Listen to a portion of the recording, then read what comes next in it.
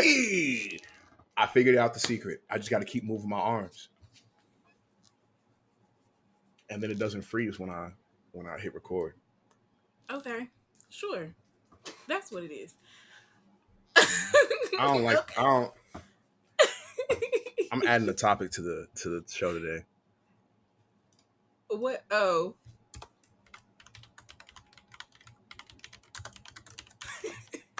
please.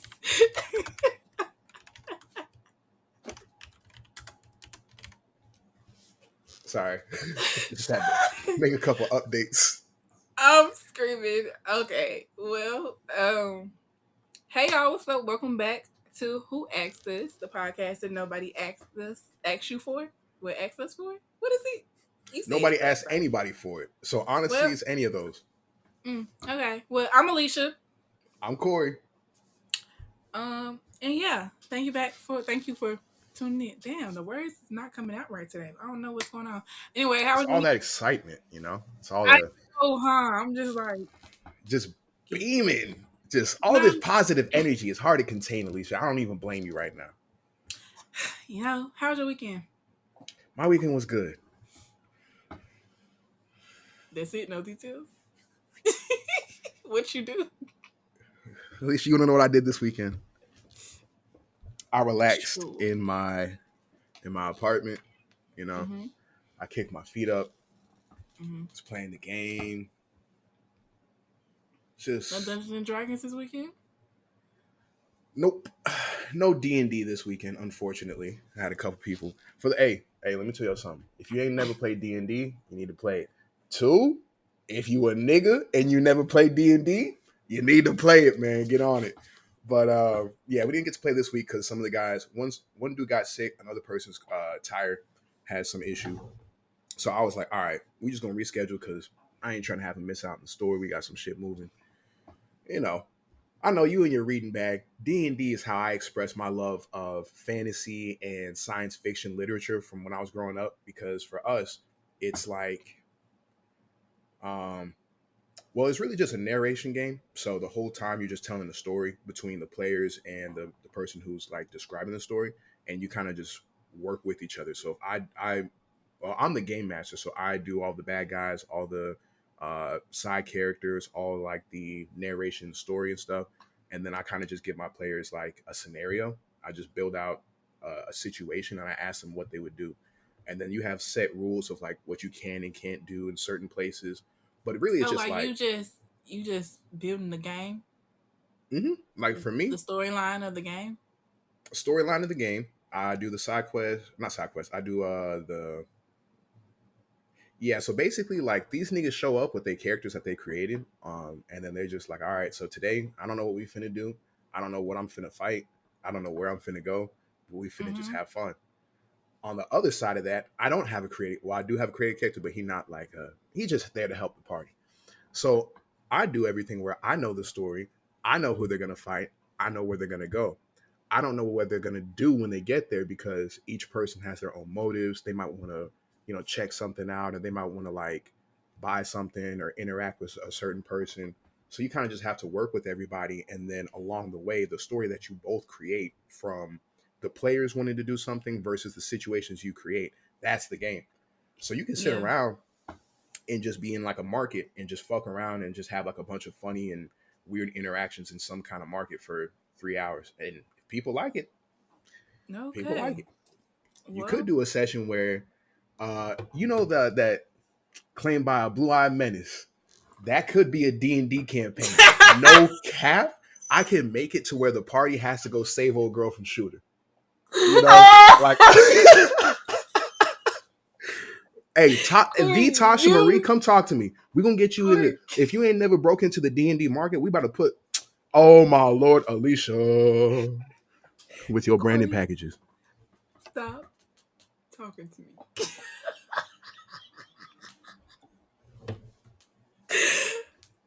What a crossover. You know what? You are. Okay. I'm Anyway. just saying. I'm just saying it's an option. I know that would be more campaign friendly. And if I was gonna do a session with you, I would be like, let me make sure that's something that you would be like inclined to do rather than just a bunch of dragons and ogres and spiders and things. Yeah, you're not trying to hit that. Nah, you know what I'm saying? I was thinking, I don't know, when I think of Dungeons and Dragons, 'cause I don't know what it look like, but I think of like Legend of Zelda type shit. It That's could be. kind of, yeah, so I was kind of like, okay, cool. But I didn't know all them details of like you basically creating the whole storyline. I don't know. Oh yeah, I'm a person who just be, I like Super Mario. You know, yeah. I know what the Party storyline games. is. You know what I'm saying? I know what the storyline is. I gotta save Princess Peach and kick Bowser ass and his friend's That's ass. that's You all know you what got I'm to saying? do. You You go on know, one side, you jump up, you slide down. That's it. that's pretty much it. But what else you do? That was it. Um, Well, you ain't even do that. You were just explaining it. So you just kicked.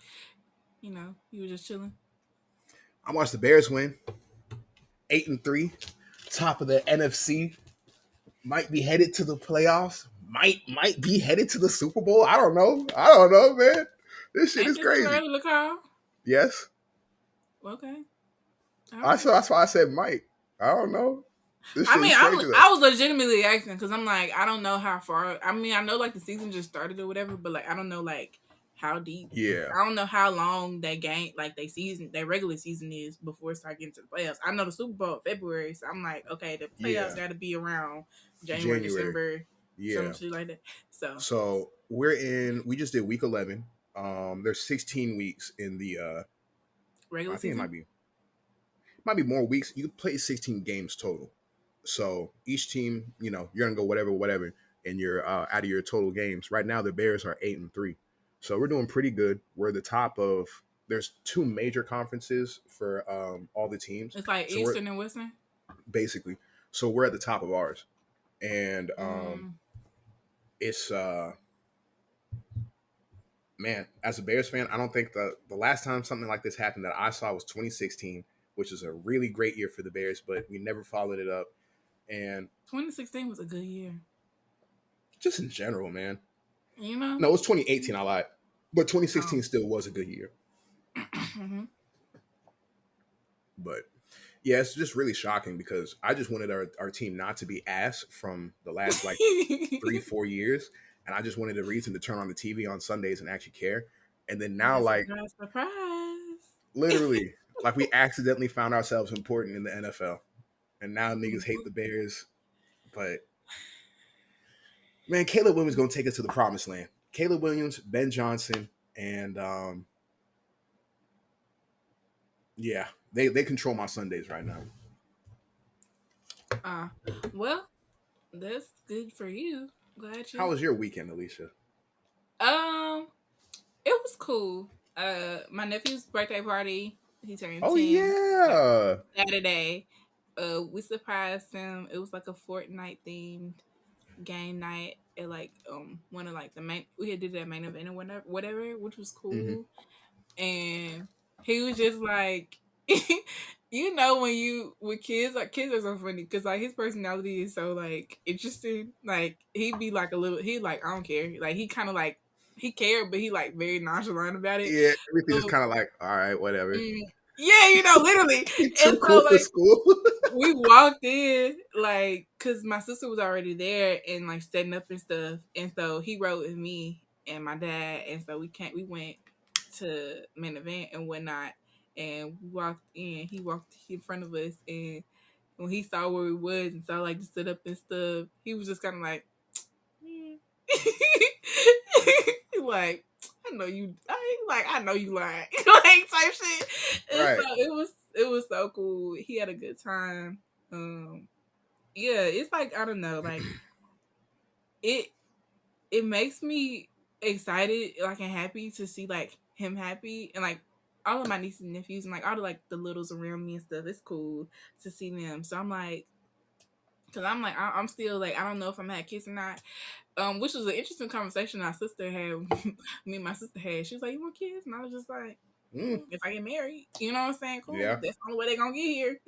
Yeah. Cause nah, but yeah. So it was cool. And then I just chilled yesterday and got some content done. I haven't been doing as much reading as I would like.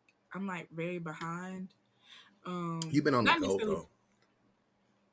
Yeah, and it's just like I could have been reading when I was gone, but like I kind of have a routine with my reading, so like I prefer to read at night. And when I'm reading physical books, like I have a lamp by my bed. But like when I was like out of town, it wasn't no lamp in the room. It was just the big light. And so like the big light, it's all the way close to the entrance to the room, which is like the room ain't huge, but it's like if I'm laying down in the bed, I gotta get up, turn the light on. I'm like, nah. So I was reading like on my iPad on Kindle or whatnot, but Right. You gotta other get than you a that, travel lamp. That might be like a little birthday I present. see. I didn't think about it, but like I have a book light, but I didn't think of like I was just like, oh, I don't need it. Like, I didn't. It didn't. I It didn't didn't never. click. It never. Yeah. You know what I'm saying? Like I didn't think about that, and I was just like, oh shit. So I brought like hella books with me, and I ain't read pretty much none of them except for like I got like majority of the book done that I'm reading. It's called The Payback. It's about three black women going to heist against the debt police to like erase their student loans and shit. So, so I'm just Yeah. now getting into it. It was Let me kind know of how like, that one goes. like, That sounds funny. it's so far school. It just started getting good, and I'm like almost. I got like 100 pages left. So, Okay. but I'll let you know. Other than that, I kind of been chilling, getting content and stuff done. You want to know what I've been reading? Yeah, go ahead. All right. Let me pull up my reading list, y'all. Hold on. Let's see. Okay. So on Sunday, I read the newest chapter of One Piece. That was really good. Okay. There's this other manga called Ichi the Witch. So gas. It's next up. Like What a name. it's in a world where so of course it's magic. The only people who Hmm. can hold magic or even use it are women, and only a specific like few of them. So they're witches, but they're not like traditional witches. They look more like mages or like sorcerers, and they go around using magic and stuff to help humans or like stop these monsters that are basically called magics. But they're like monstrous embodiments of like whatever magic they control. So there might be like a lightning one, there might be like a flood one, there might be like an aging one. So they just fight them a bunch. There's this little boy who grew Uh up in huh. the woods. Um, Basically, he was raised in the forest. I mean, he's just like a nigga, like he's just hunting, Like Tarvin. basically. And one day, Okay. a magic walked up on him, and he was like, "You look like a animal I would hunt." So he hunted it and killed it. And niggas was like, "How is that possible?" So he's now the world's first and only male witch going around hunting magics with like some of the strongest sorcerers. And he's cold. They got a fire ass black Wait. Okay, so hold on. I'm sorry. So the magics are not witches; they just magicians. I thought the magics magics are and witches. monsters. Oh, Magics. noted.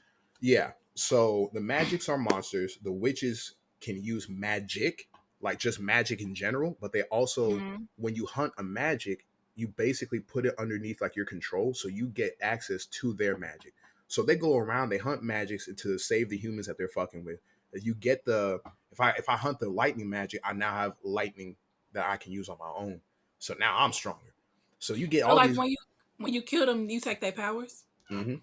We don't really kill them though. They kind of still alive. They and there's like these little crystals, and you like get to you just it's like it's like a Pokemon almost. Like you capture them, and they become subservient to you. But it's not like they just like, oh, my master. It's like them niggas was out there. It's like you jailed them, and then by them being in your personal jail, you have access to all their abilities. Oh, and the main character has the one that he got access to is like one of the strongest magics in history. So on top of that, they were all like, not only did you kill like hunt a magic, but the one that you hunted, we was chasing for like 1,000 years. Like that's top dog. Huh. He Sounds top interesting. dog, but he like top three, like, and he not three. Mm, okay.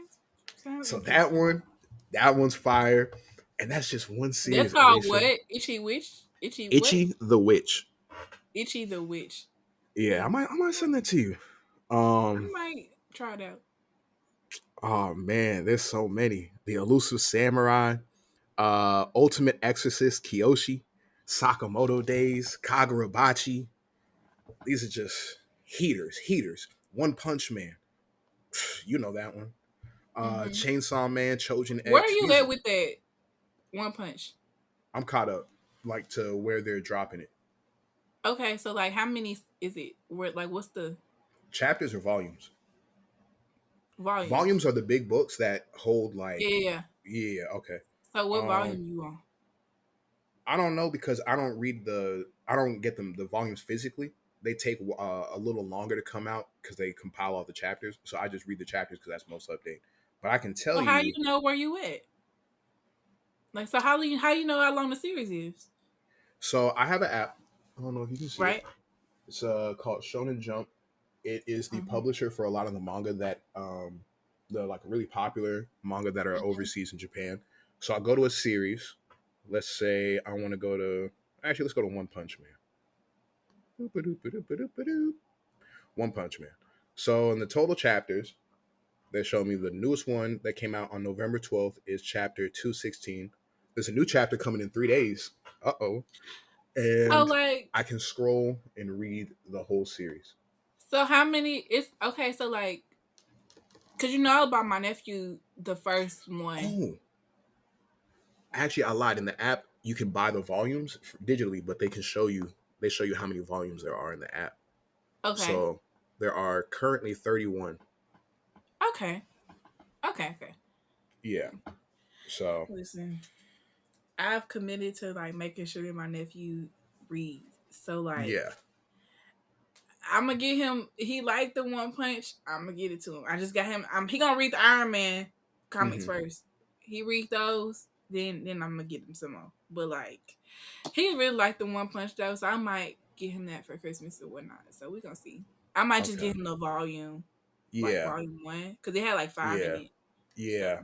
I was gonna say if you want to do it, I would do it to where like you get him a couple volumes of the beginning of the series, so that way like if he wants to continue to watch it or something, that might be something that like his parents could get him some, or he could just read the chapters.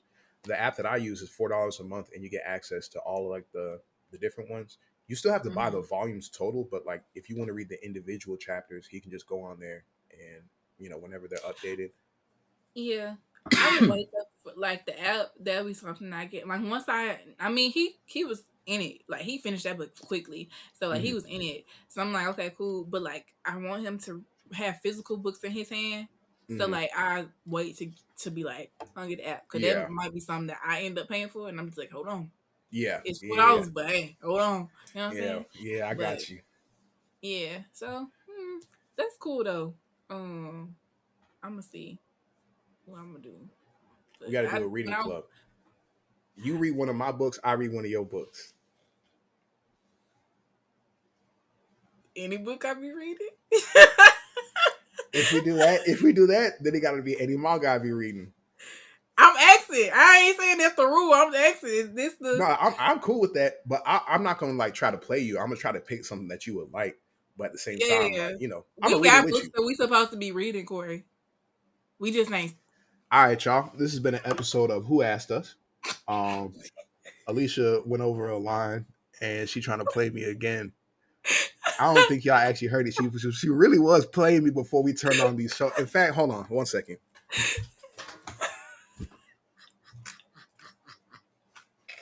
She really was playing We, me before we turned on the show.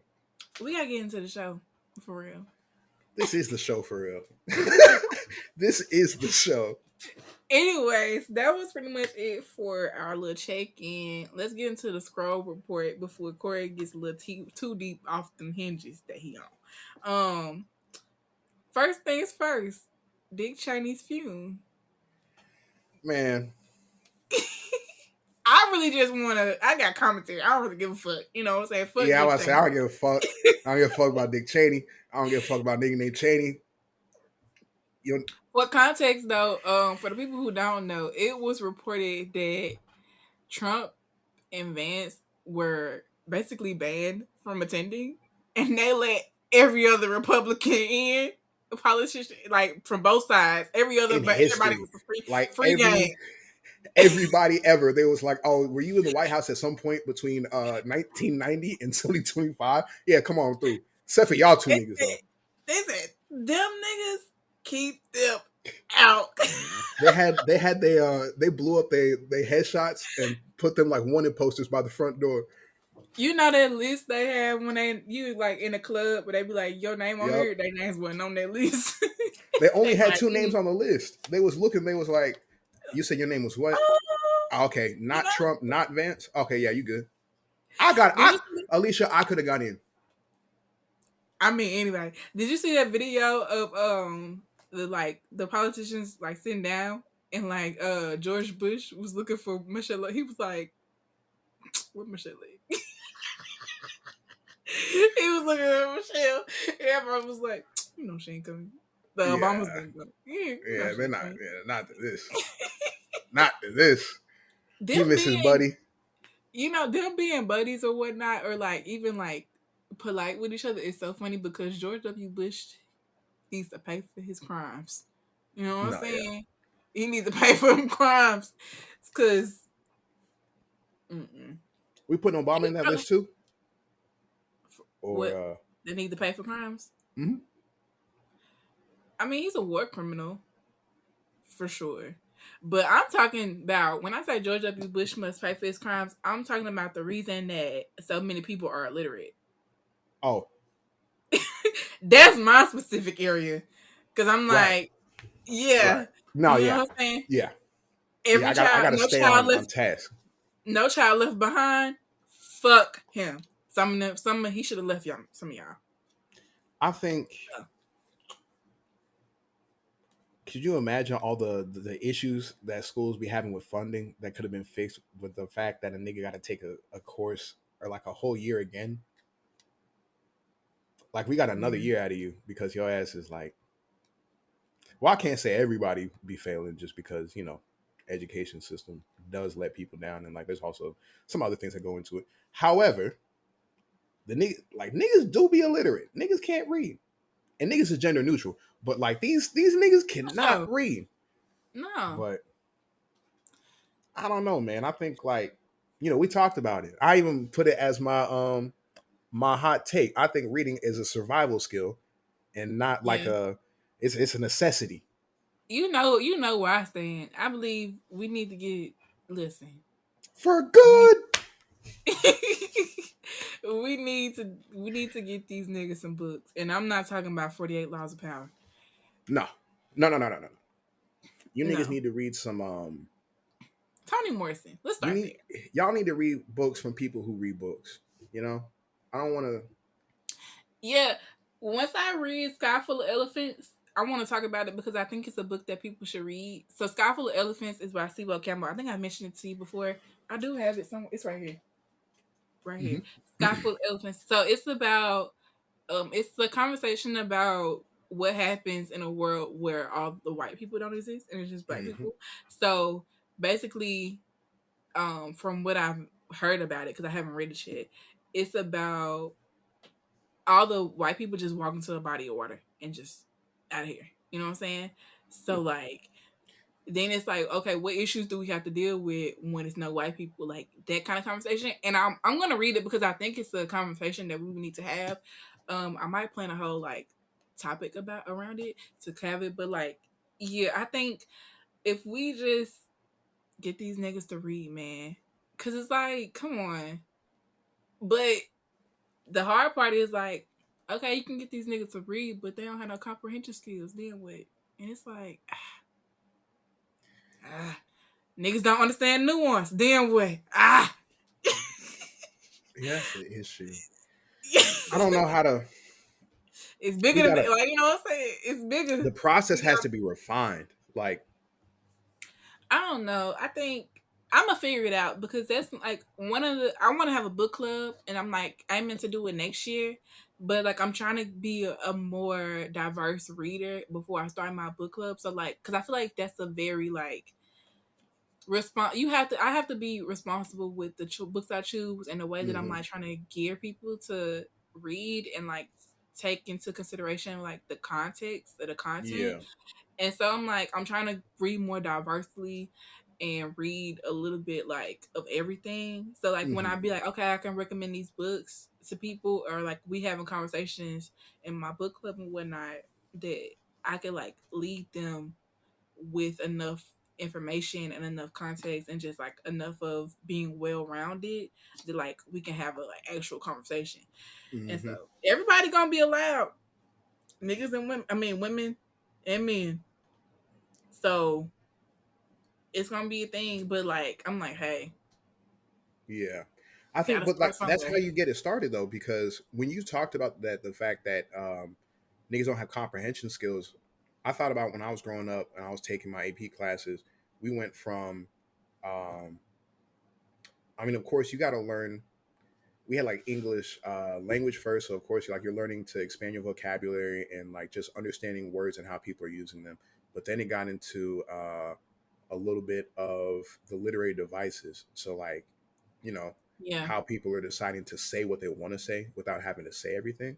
And then you start reading uh, the books to try to understand how they're using words and literary devices to convey their message. So yeah, we had a place where every other day we were basically sitting down in class talking about these books, or like talking about authors and their uses of these techniques to just better understand the stuff that we were reading. But the fact that niggas don't have that, on top of the fact that niggas don't have, niggas just aren't reading anymore. So yeah, I think like a book club, to where you talked about just being able to responsibly bring up conversations, but also giving niggas the forum to learn, to challenge, to think, and then to also ask questions. That's where all those things happen. And you don't have to be somebody that necessarily knows everything about, the literary techniques and devices, or yeah. how many, It's more like, did you understand it? Like, what did you take from? Because I think people, you can learn so much from books, like in general. Like for the majority of last year, most of the books I read, even probably this year, most of the books I read been romance, and it's like I've learned so much about like relationships and people in general from like romance that it's kind of like, oh, okay, this certain situations make sense, like certain things make sense. And then it's like, now that I'm kind of like diversifying my genres that I'm reading, it's like, okay, I'm learning so much more outside of that. So it's like you can learn so much from books and not just having to read like a nonfiction book. You can get like the understanding the different relationship dynamics where it's like platonic or like romantic, even with familial, like, you know what I'm saying? So it's like I understand so many different things. It kind of like broke up in my worldview a little bit more outside of like me just being um Kofi adjacent. So it's like, you know what I'm saying? So it's like Mm-hmm. I understand so much more, and it's kind of been opening me up, which is what I wanted. Like I wanted to start reading a little bit more in general.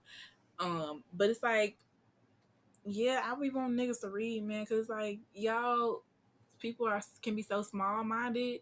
I want y'all to start opening y'all worlds to have different conversations and be able to know. I ain't asking niggas to read a dictionary like T. I just be throwing words out here. I want y'all to know shit for real.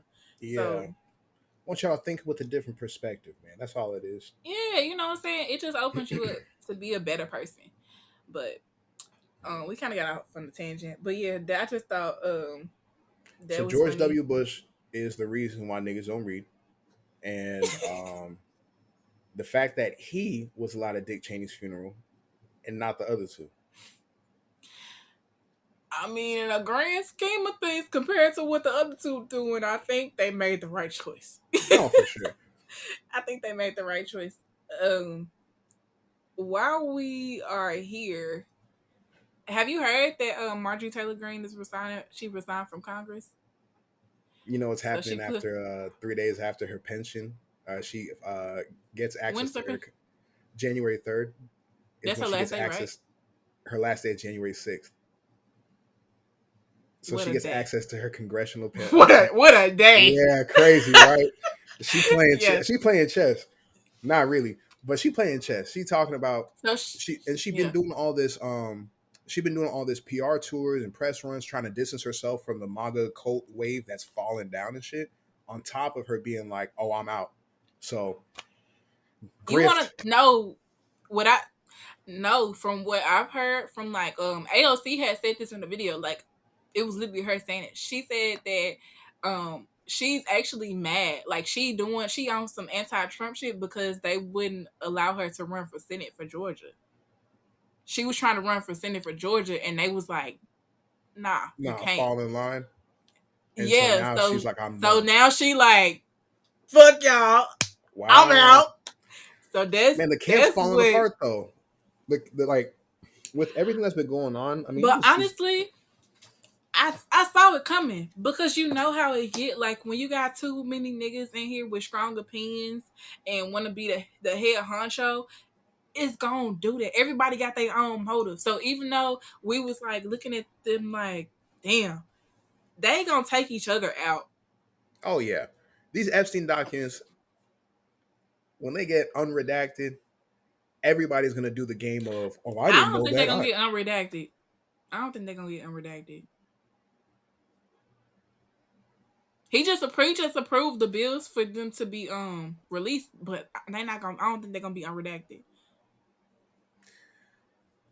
We're gonna have to get somebody up in there. Have you ever seen Hidden Figures, the movie? Yes. All right, cool. You know that scene in Hidden Figures when that white man, from Big Bang Theory, he was in there Sheldon. with that. He was in it with that Sharpie redacting stuff, and she was in there, took that shit up to the light. It was like Mm-hmm. this and that, Yep. and everybody was like, "How the fuck you know that?" And the nigga had the nerve to ask her if she a Russian spy, and she was like, "I just held the shit up to the light. We gotta get somebody up in there to do that." we gotta get somebody to hold this shit up to the light, like. Yeah, that movie was so wild. Now that I'm thinking about it, it was just a bunch of white men that was just it was three black women having to survive in mediocre NASA, and every time that they did something, the niggas was like, how were they able to? You found the trajectory path through pencil and paper. I'm like, but yeah, that shit. We gonna need to. In fact, Sentarajian, because she was already Mm-mm. tapped in. No, Mm-mm. we're not sending We Taraji. gotta get we gotta get her away from Tyler Perry first. I don't think it's because she's close to Tyler Perry. I think it's because nobody hiring her. I think she got blackballed by Oprah for the press tour thing that she did with the color purple when she was saying, When she was over there talking too much. yeah, I think she got I don't blackballed. think it's that. I think it's because she getting a little too close to Tyler Perry. I think that's part of it. The Oprah thing could be true because we saw how Oprah get down, but I also think But she you getting a also got little to too think close to Tyler Perry. niggas don't be hiring Taraji like they used to. Like she's So not like an award winning actress. Like she's stellar, but I no, think we she gotta definitely get is. her away from Tyler Perry. We need to get Tyler Perry completely gone. We need to save the world. You know, I got a list. I got. Nah, who on the If I list? said that, I feel like that would be like somebody could bring that up in court and be like he's making like terroristic threats. I'm not going to do that. However, Fair. if if in an alternate reality, and this is all Mm-hmm.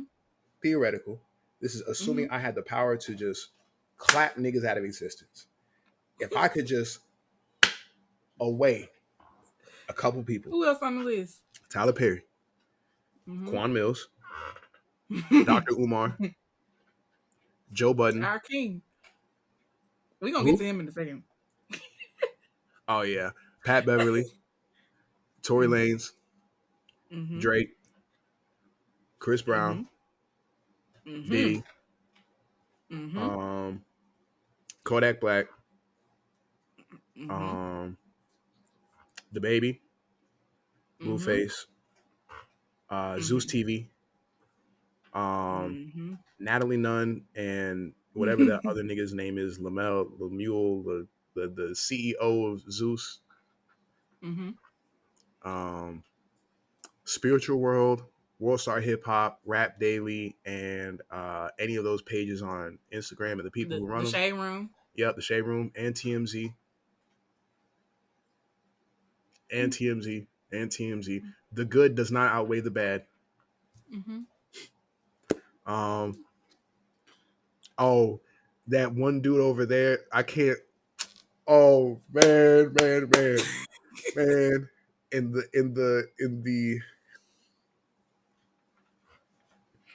in that fake state over there, the nigga. Let me take them all out. No, I can't say that. I can't say that. I can't say that. I can't say that. I can't say that. I didn't mean that. I didn't mean that. I meant to say, let me take. I gotta cut that for real. I gotta cut that for real. Because You're nuts. that sounds wild. I meant to say, I meant All to say right. Benjamin and his people. I meant to say take them. I don't even know who you're talking about. I don't know what you're talking about. For sure, Honestly. I don't know what I'm talking about. Okay. All right. I don't know who on my list. Outside of Tyler Perry.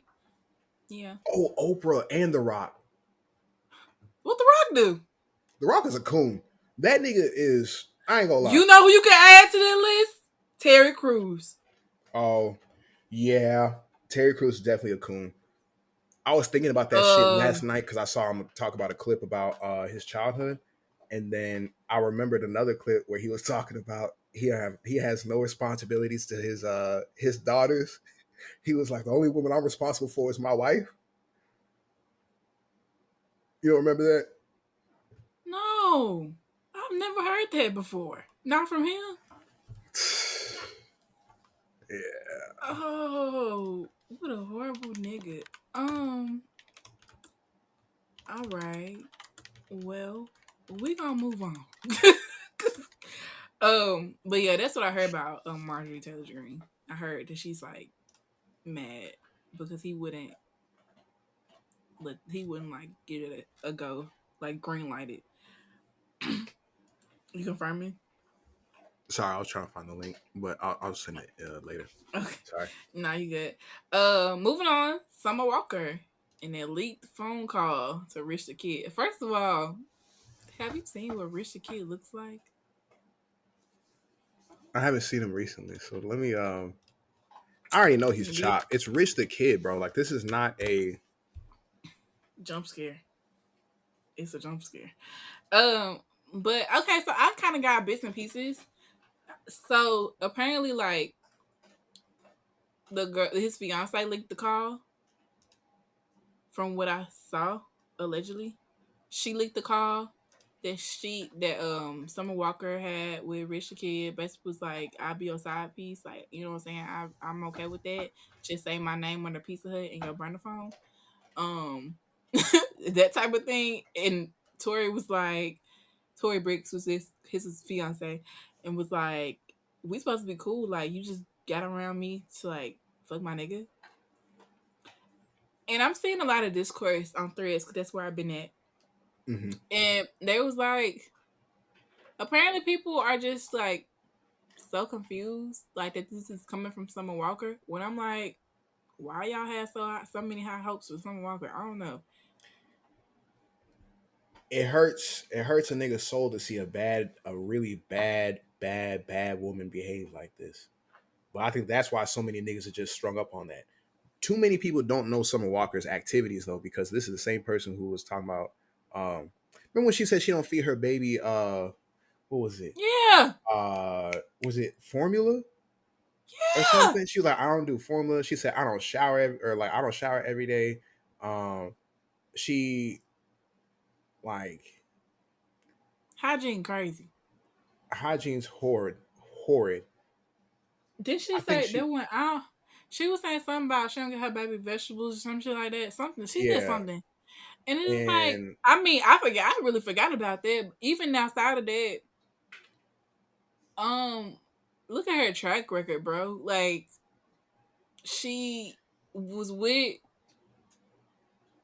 London on the producer track. man. Yeah, I'm about to say I Yeah, you know forgot what I'm his saying? name. She was with London on the track. They was in a good relationship, whatever. And like she was okay with being the fourth baby mama, which if that's your role, sister, cool. You know what I'm saying? But then they broke up. She got with another man named Larry, got that nigga name tatted on her, had twins by him really quickly, which is like no judgment, do your thing. And that was a But nigga that she just also found off like, of Instagram. Like some random nigga. And it's just like, come on now. But even then, like, if we, I don't know. It's just, she's never not been a bird. So, like, I don't know why am I surprised when a duck quacks? Why am I going to when a be fish surprised? starts swimming, why are we oohing and awing? You know, Like, that's what they do. niggas heard a rooster What? crow in the morning and said, I "Oh, said, what is that? oh my goodness, it's real." Like, come on, man. Yeah, we're We done. know what it is, but yeah. So I wasn't really surprised with that. You have any other comments? No. I Summer Walker is a case study for some sociologists, some psychologists, and probably a couple of biologists. Damn, you want to know something? If Yarn Lavansland, Psychologists in which there. if Yarn Lavansland would had her show still, she would have had someone work on her show. You don't you don't watch Love and Hip Hop, did you? No. I was So she overseas. had some. Not that I didn't have the like I didn't watch it because I couldn't When was you overseas? What when I would be. years? Well, okay, so here's the thing. I was really sheltered as a kid because I went to a private school. I was a Christian school, so my parents like it was like really Damn. like. So I was sheltered until like I was like 7 or 8. I was 8, moved overseas to Italy. You went to a Christian school in Arkansas? You want to pull it up? Bless. I'll send you the link right now. No, no, no, no, no. Nah, I nah, believe nah, you. nah, nah, nah, nah, nah, nah, nah. Yeah, found it. I Found I it. know you broke out I'm gonna that bitch. send You you was that. like freedom. In North Little Rock, man. I know you was like freedom. Yes, thank you. Do they even have a website? Ooh, Whoa. my brother. I'm so glad they got you up out of there. Um, Yeah, nah. So by the time I got overseas to Italy, I was trying to catch up to like everything else I missed, but then I didn't have access to like a lot of TV shows and movies. And then I moved back overseas, or I moved back to the States when I was in the 6th grade. And then by that time, I was in South Carolina with nothing but niggas, like niggas. And I was still trying to catch up. But everybody kept telling me about something else to catch up on. but love. Okay, so that's why I was confused because Love and Hip Hop didn't start coming on until like we was in like junior high. Love and Hip Hop. Excuse me. Yes, No, it came on in middle school. that's junior high.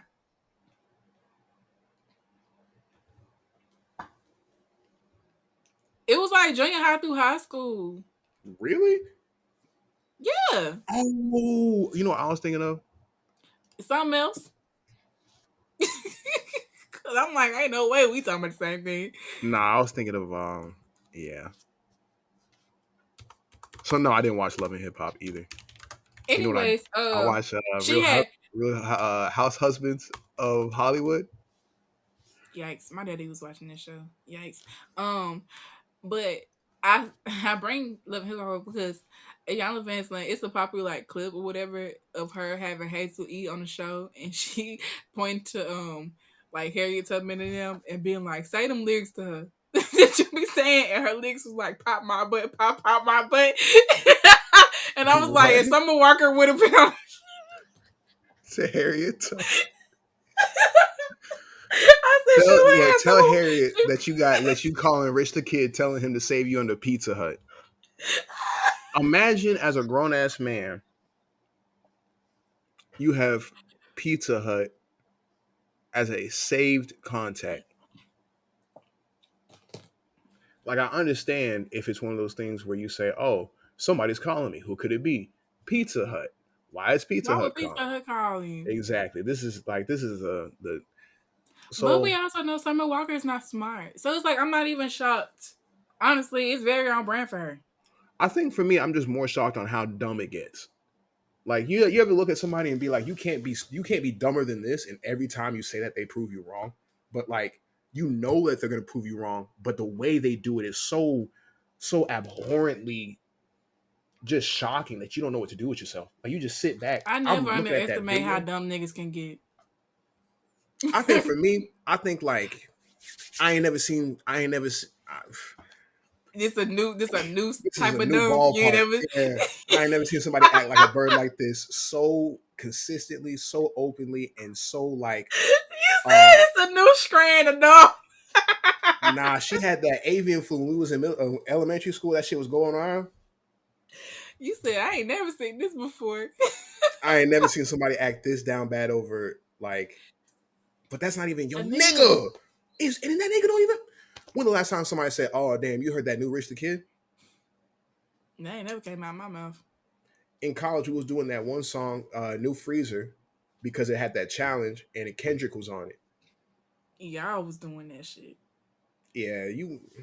At least you're too cool for school. Some shit. The thing is about like college or whatever. I guess I don't know. Maybe I was just because by the time I got to UNT, I was older than everybody for the most part. Like I wasn't Mm, no old bitch, but like yeah, I nah, you was. just. Everybody else was like 19, Yeah. maybe, and I was in there like freshly 21, and I was Yup. in there looking at them niggas like y'all are impressed, Okay. and the and some of the people I was around like this was their first time being outside for real. So I was just like, mm, y'all are easily impressed. I don't give a fuck about none of this shit. So it was just like, you know. But anyways, I moving just on to some realized sports. I never in my life, Alicia, I never seen you at a party. I never seen you dance. I never seen you like at a kickback.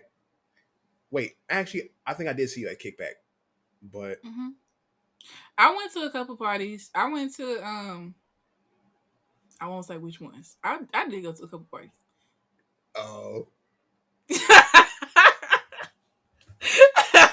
I almost threw this at my camera. That shit has me. You're funny. Let's go back to the scroll report. Niggas gonna keep looking at us.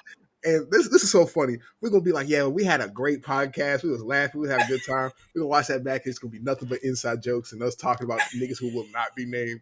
And it's just, yeah, I don't A know, whole man. bunch of redacted, you know. Hold, But hold up to the light.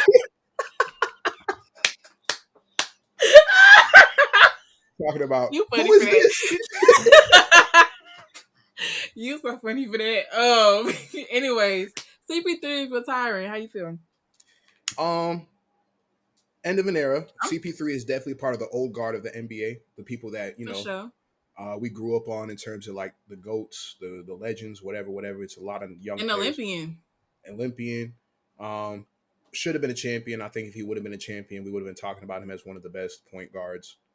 Not maybe I'd say top 10. I'd say top 10. Um, I be having to double check. This don't sound kind of crazy, maybe, but like I get him and Kyrie Irving confused sometimes, just like in the scope. Not that they don't look alike, but like they kind of get blended in my head. So I be having to pay attention to who we talking about. So like when I heard I first heard, I said Chris Paul retiring. I said, oh, ain't that nigga Not the one Kyrie. that? Yeah, I'm like, ain't he the one that And I That was like, was wrong nigga, wrong nigga, wrong nigga. uh, nah. They wouldn't be able to take that after Luca left. After they about to trade AD, and then they gonna when Kyrie retires, the city would give up on the team. They would actually force the Mavs to be sold at that point. That would be I crazy. wasn't even thinking about that. I was just thinking about my immediate thought was good. Ain't that nigga anti-vaxxer?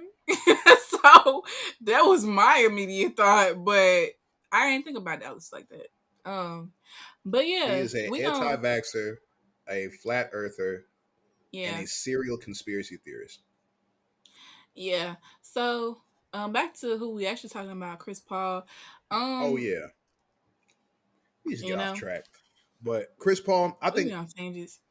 the only thing is because he was trying to get like a retirement tour. Go to the stadiums, everybody cheering for you. Da da da da da. You show up, get paid, go home.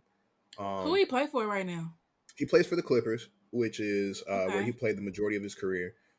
It's funny because the Clippers are in a situation they've been losing a lot of games. They don't have a lot of their players, and he hasn't been playing minutes just because he's a short guard that's at the end of his career, so his athleticism isn't that high, That's why I be getting them and confused. he's a liability defensively. It is what it is. But I saw a tweet where he I think like he either did some kind of promotion or like re-announced that he was on retirement, and then so like at the end of the game, his coach started checking him in, and somebody was like, he was doing this because he wasn't getting minutes.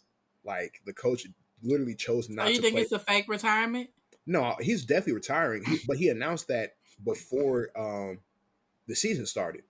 So we went into the season like he Mm. did a whole video. He did like a little I can't remember if it was a documentary or a YouTube video, but he did a thing where he was talking to his kids about like this is my last go around. I want them to be proud of me, like da da da da da going into the season. So then he's doing this, but he's sitting on the bench the whole game. Like he didn't play 5 games in a row.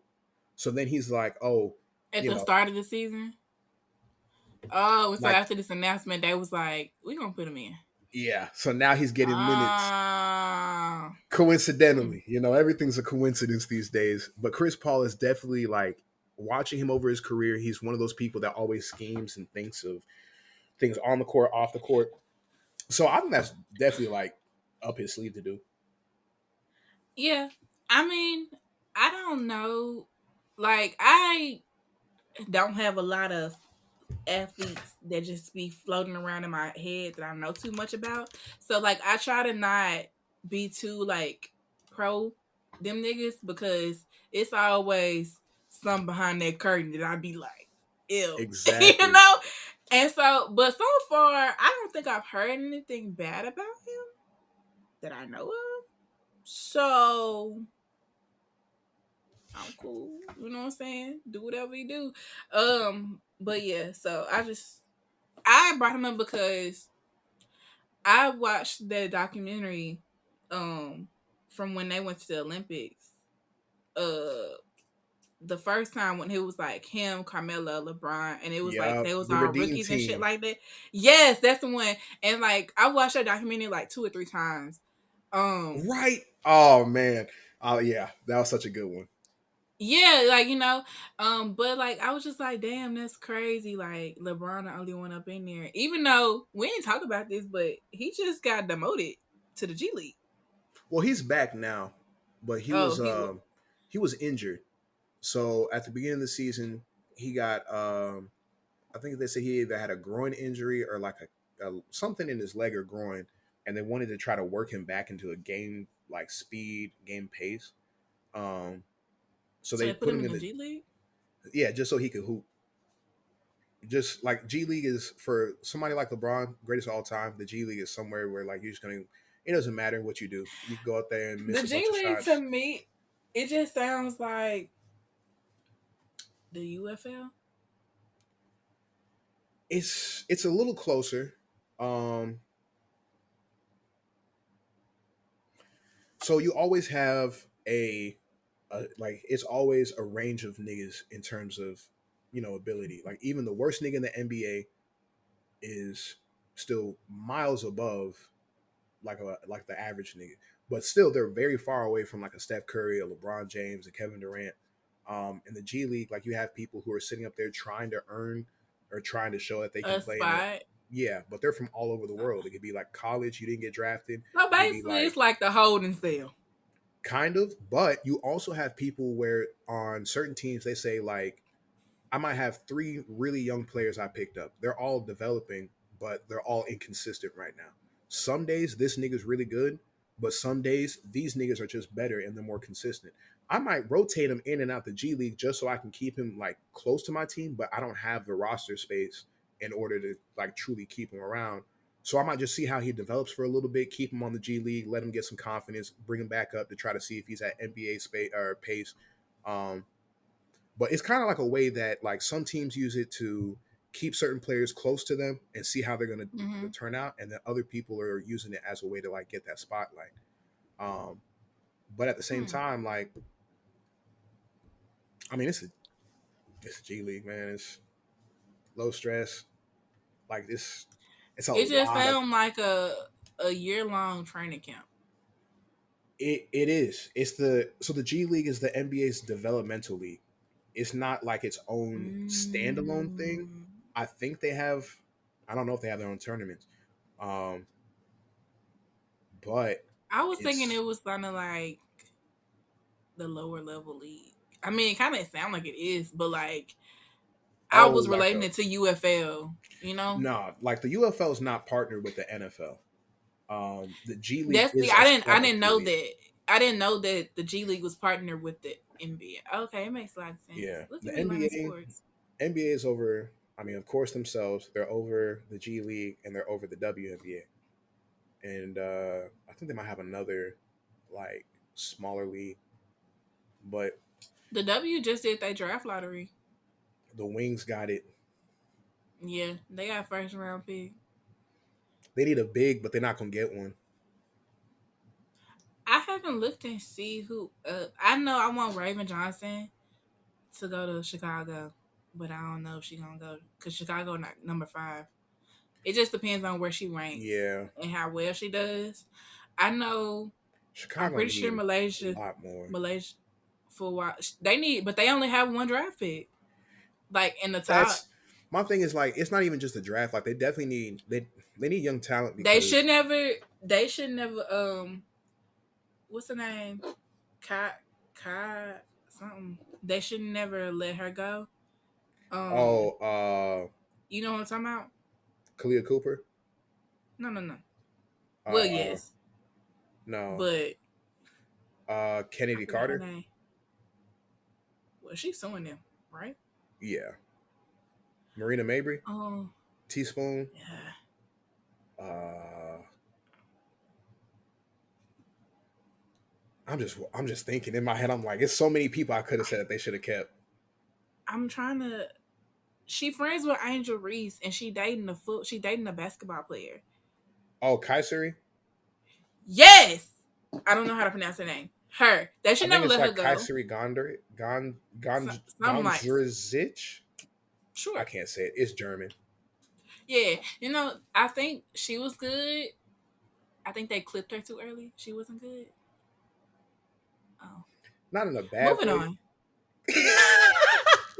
That's so funny. It wasn't a bad thing, but it's just like the WNBA is worse than the NBA because from the standpoint, not worse in the skill point, but they're worse from a roster standpoint because it's less cap space and it's less like money that they're going around with the players. So they really have to. That's why these negotiations are important though, because they need bigger rosters. They They trying to got a do too league much coming too out. fast. No, they got a league coming out. I think either in Saudi or like a Saudi owned league or something that they're talking about having, and on top of Unrivaled having even more money. And Well, I'm it's like, already it's unrivaled. It's athletes united, and then it's mhm. another league that they just started On that's top of coming up. niggas playing overseas. So I'm looking at it. I'm Yeah, like, if the dub, like literally, this lockout's about to happen. You know? I think so too. I think it's gonna happen because I don't think like they did the little extension to like try to get. I don't think it's gonna go how they want it to go. But see, my thing is the W they are trying to expand without getting shit situated because Yep. I don't think we need Toronto right now, or I think the other team Portland. And Yeah. both of those teams have draft pick spots. So it's like I don't think we need to do that. I think we need to focus on what we got right now. Cause they just got the Valkyries. Like at least let them get a little comfortable before y'all trying to add 2 more teams. And then they're supposed to be adding like another 2 after next year. Yeah. The So it's like goal is I think it's I think it's five like teams in 5 years. yeah, and it's like, hold on.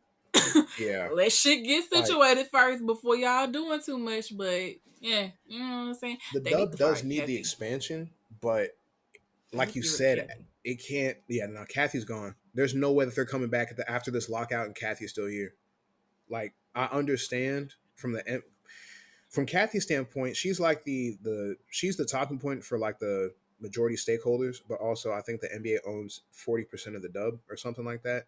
So they're gonna look at it and sit up here and say, if we fire Kathy, Who they gonna get to be in her spot? that, but also like they didn't want to not bow down, but they don't want to look at it and make it seem like, oh, we gave in to the players. They didn't want to do that when the NBA did their lockout them years ago and we went 20, 30 games into the season. And I even mean, then, without the players, y'all don't have no seasons. Y'all don't have no games. So it's like, and that's the whole thing. It's like y'all are yeah, treating the players trash. It's been constant complaints about the refs, about how they yeah, how about the they was having. scheduling, Yes, about the exactly. That's what I was gonna say. traveling. about how they don't the have facilities racism, to work them. the homophobia, the You know, stalking. Oh my goodness, we could talk about this. And Kathy just keeps yes, smiling and chuckling because she's getting the just media cheesing. contracts, and she at the fucking the streaming parties and shit for the All-Star weekend, or you want to be at the fucking you wearing a New York Liberty dress as the commissioner.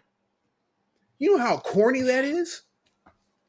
You know, when the Aces won in this last, when the Aces won the finals, and they booed Kathy, My and parents they were was there. back. They I told you my cool. parents travel, but they went to I the don't. finals, and They this be everywhere. Damn, can I fit in that suitcase? this is why I say you and my mom can't be friends, because then you're gonna be at all my family retreats, and I'm gonna be like, why? I already got too many family friends that my parents adopted, so niggas be in my. Damn, what you say? Fuck me for? It's not fuck you, Alicia, but you came in late. That's all I'm saying. I had niggas that took up the roster spots in high school. Damn, what I the gotta fuck I share. I do? gotta share every time. Every time my mom be cooking, she's talking about, "Oh, take this home with you. Oh, make sure Shatavia get a plate. Make sure this girl get a plate. Make sure this dude get a plate." No, it's my mom cooking. Oh, I don't wear this anymore. Oh, I don't use these bags anymore. Me and I your don't mama have. would be so cool, nigga. Why are you trying to block what's already destined to happen? You wish you If was it's being a destined to happen, hater. then it doesn't need my intervention for it to flourish, right? You the connector. Don't worry about it. Don't worry about it. You gonna be my mom one we day. fin- You popping bottles over there? What you got going on? Oh, all right. Anyway, Nah, let's ain't no, move on. not yet. We pop bottles. We pop bottles in a month. Hey, you right about it. Anyway, let's move on to Brian McKnight versus Mark Lamont Hill. Man, I need you to break this down to me like I'm a fifth grader, because I didn't get to see Okay, the video. the video. Yeah. Okay, so I'm finna send it to you because I saved it on Threads, but Oh, you want me to react to it? I should have linked it. Yes, but okay, let me because I'm like, you know what? Hell yeah. Yeah. Uh, so from what I've heard, Mark Lamont had called him Brian McKnight an asshole for what I don't know why, I don't know what he did for real, but he called Mark Lamont an asshole on the Joe Budden podcast. Two things. I don't understand why Mark Lamont Hill is on the Joe Budden podcast, but also I just I don't know why he was called why he called Brian McKnight an asshole originally, but it's not like it's undeserved. So it's like, I don't Yeah. know what you did, but Yeah. I know I'm you was not tri- treating them kids. Mark don't be tripping. 9 times out of 10, he really don't be tripping on that show. And then from Yeah. your other point, I think Mark is doing like the necessary work and the groundwork. So he got Sorry, somebody's fire you alarm good. started going off. Um, You good. So the thing about the Joe Budden podcast is that it is a super huge platform for a lot of like straight black men who, again, don't read.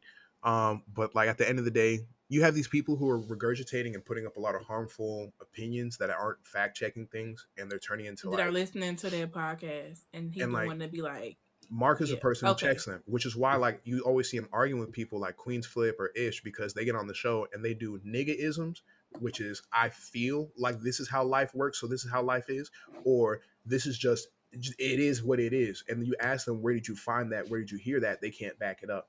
So a mm, lot of times, it's just you need somebody to be able to like nip it in the bud. Kind of like when Trump used to go on those, he would do his little his press tour, or not press tour, mm-hmm. his campaign tour, and he just says whatever the fuck he wants to say, not fact checking, not doing nothing, and then they said, okay, we actually got to get out there and stop letting him spread misinformation.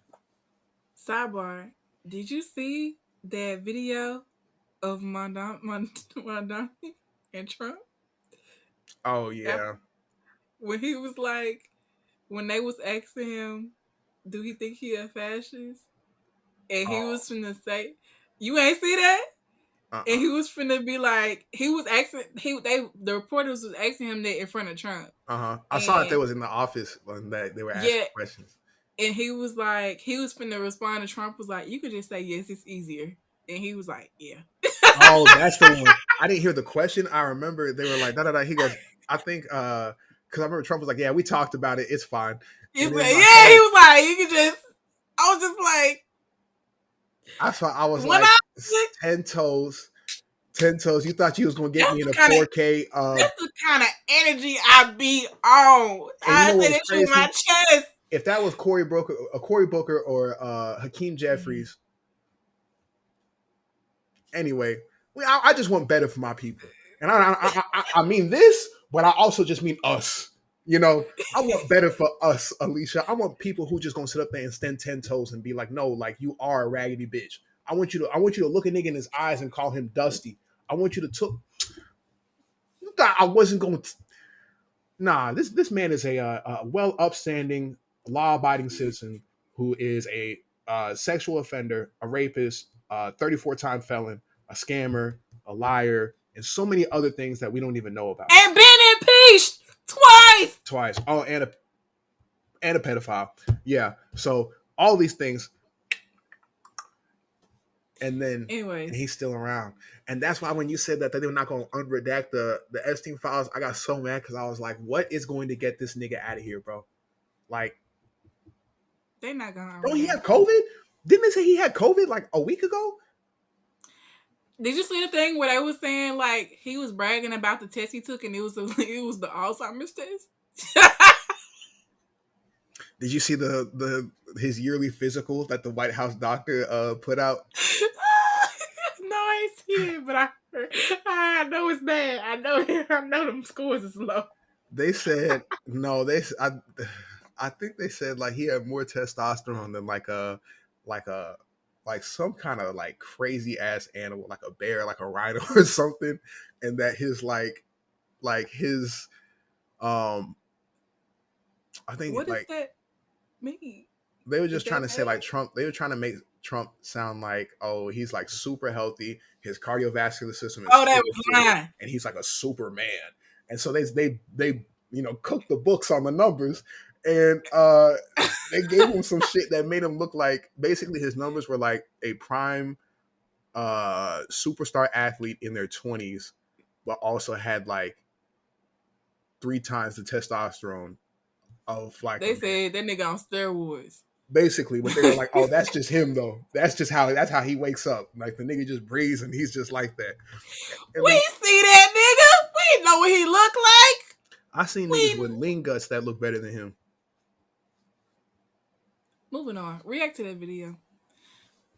Everybody at home right now, I want you to pull up a picture of Lucky, Lucki.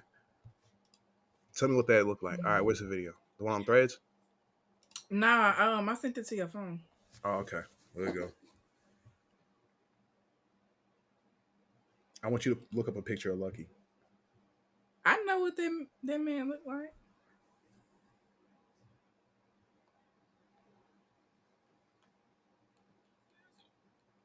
Let me be clear. Brian McKnight, is this my camera? Brian McKnight, you Is this are camera on me? an asshole. And that's okay. It's not a beef. We ain't got no issues. You just an asshole. I'm basing that on having interviewed Brian McKnight lots of times. Since I wasn't going to mention this, but I've interviewed you lots of times. You were rude and nasty to everybody on my crew. Everybody on my team, you were nice to me. But the measure of being an asshole isn't how you treat the host. It's how you treat everybody around him. Mm-hmm. And you've been a dickhead to them. No disrespect to you, except you're an asshole. I was in an airport in Eastern Europe. I was headed somewhere. You were headed somewhere different. I watched a woman come to and ask you for an autograph, and you completely ignored and disrespected her and walked off. You're an asshole. But that's not why we're talking about this. So you say, I don't know you. Right. I don't know you. But I don't have to know you To know that you're an asshole. Right. I don't get into your family business. Your family business has nothing to do with me, except when you make it public. And when you put your family in public on blast, that might make you an asshole. That's all I'm saying. When you have children and you say my children are the product of evil, that might make you an asshole. When somebody says, yo, They're the product but of the Bible evil, but says they you should love came your children, they came from you. my older children were the product of sin. That might make you an asshole. That's just a fact. When you have a child named Brian McKnight Jr., and then you fall out with them, have a new baby, name him Brian McKnight with a different middle name, and then legally change your name to the new kid's name. You tried to start back at one with your kids? Nigga, that would make you an asshole. So please, don't act like you better than us. You're not. You worse than us. If you want to come up here and debate, I'm sure they'll let you debate. But you didn't contact nobody. You're lying, just like your children say you lie. And for the record, I have spoken to your children off the record, and they've told me a laundry list of shit about you that's way worse than anything that's ever happened in the public. I'm not going to say that on air. We can keep that between me and you. Mark, is Mark from New York? Niggas gotta stop. No, I think he's from. Isn't he from the DMV? Niggas gotta stop, bro. First of all, No. So look. So the thread on the thread, it say they added Mark Lamont to the list of people that they would never beef with socially. So I want to ask. Oh, this nigga from Philly, bro. You know what? That tricks. Yeah. But so they was like they add him to the list of people he would never they'll never publicly beef with. Who will be on your list? Cardi B. Never publicly beef with Cardi B. Never. Nah, yeah. Who else would be on my list? Tia, Rick Ross baby mama. Yeah, she mean. She just mean, man. She just say things about people that I ain't never heard. Her the way she and puts words together is inspiring to me. What about Tokyo Tony? Don't do her either. Who would I not want to beef with? What I wanted to say would have got me rested. So I'm gonna shut up. I don't want to publicly beef with any affiliate of Rock Nation. I don't want to beef with I wouldn't want to beef with 50 Cent. I wouldn't want to beef with 50 Cent. That nigga petty. He's just gonna do some shit just to fuck up your week and then laugh about it and then make a social media post and then like it's gonna go viral. And then like when you think you haven't like everything kind of subsided, he gonna come back and double down. Nah, I wouldn't want to be 50 Cent. Nobody in Rock Nation. They gonna send the black vans after you. Yeah, I was trying to say Beyonce, but it's like I would never want to be for I would want Beyonce to like me. Yeah, I wouldn't have anything to like. I would never want to disrespect Beyonce to the point where she got beef with me and I don't know about it. If Beyonce got beef with you, the world got beef with you. Like you got to think about.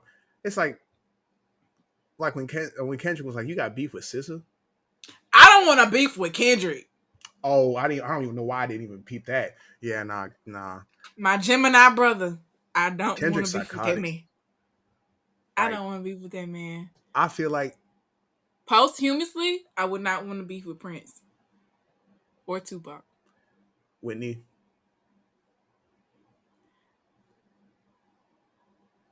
No. But I wouldn't have no. I mean, I wouldn't have no reason to beef with nobody, but like Whitney would not even be on my radar to be like, you want to know who else? Aretha. Yeah. Yeah. That list is long. I'm not gonna lie. It's a lot of people I just don't want to beef with, which is also why I can't say I stay out the way because I mean, I'm gonna say what I'm gonna say. I'm not gonna sit up here and just like, oh, just because this nigga a little crazy, But at the same time, it's certain things to where it's like I'm not gonna have an issue. Kind of like how Mark Lamont Hill was like, I don't have beef with you, Brian McKnight. I'm calling you an asshole because based off my personal experiences and what I know, this is asshole behavior. That nigga said he tried to start back at one with his kids. That was wild. I didn't know that. And then on top of that, I was laughing because this nigga Mark went from being very calm, and I was gonna say right before he got visibly angry like over time. That's the funniest shit to me. Like when you start out cool. I feel that in my bones because I be talking to niggas, and then like the minute disrespect fly, I'm like there's like a little twinge in the back of my brain, and then I just get active. I'm like, what's going on? Yeah. With Mark, when he was talking about like, listen, I didn't say nothing like you're an asshole because of this. You treated my people bad. I seen you in the airport. Like and then he started talking about if you make shit public, and I talk about the public space, nigga. He didn't say that, but I felt it, But it nigga. was in there. He said, "How am I?" And then he said, "You're doing this." And then when you say these things out loud, you have to. It's like, can you fathom beefing with a nigga who has all this as his rap sheet, and he talking about, nah, you're crazy. I'm crazy, but you're the nigga who's renaming your I kid. didn't know You he renamed yourself so you could call your new kid Junior. a junior. That's new levels of like. I gotta find a derogatory term for that. Brian McKnight is one of the men. It's also somebody that I conflate. Like I have to remember who exactly like what he looks like because when I think about Brian McKnight, I be thinking about Johnny Gill, and I be like, damn, fuck Johnny, Gill. And I be like, oh wait, Wrong one, wait. wrong one, wrong one. Not him, not him. We good with Johnny. We good Not with him. Johnny. We Wrong gotta nigga. keep Johnny. Keep Johnny. And so I be like, wait. That's so wild. What Johnny Gill do to you? I was like, wait, wrong nigga. Wait. Chris But Paul and yes, Kyrie, Brian McKnight and Johnny Gill. cause all I niggas be look the same to Alicia. no. There's always a twin for a nigga. That's what it is. It ain't even they don't even, but it's like I'm not saying they look alike, but it's like context. Like they two niggas that do the same thing, and it's like it's a lot of niggas that do the same thing. So I'm not trying to say that, but it's also like in retrospect, like Chris Paul and Kyrie, they kind of been around close to the same time. Like of course Kyrie came after, right? Mm-hmm. But like in like legacy, I guess, and like retrospect, I be getting too conflated. Even though like I know like Chris Paul is obviously the better nigga, but like it's just they conflate. And then it's like Johnny Gill and Brian McKnight, two black male R&B singers from like the 80s, 90s or whatnot. And so I be getting them conflated a little bit. And so I be like, oh, okay, wait. Wrong nigga. Who are we talking about? But I know they separate people. I just be having to like Remind yourself. make an effort to separate them. Yeah. So, but yeah, fuck Brian McKnight. Anyway, did you see Shedeur's NFL start? This camera on me, perfect timing. Kevin Stefanski, fuck you.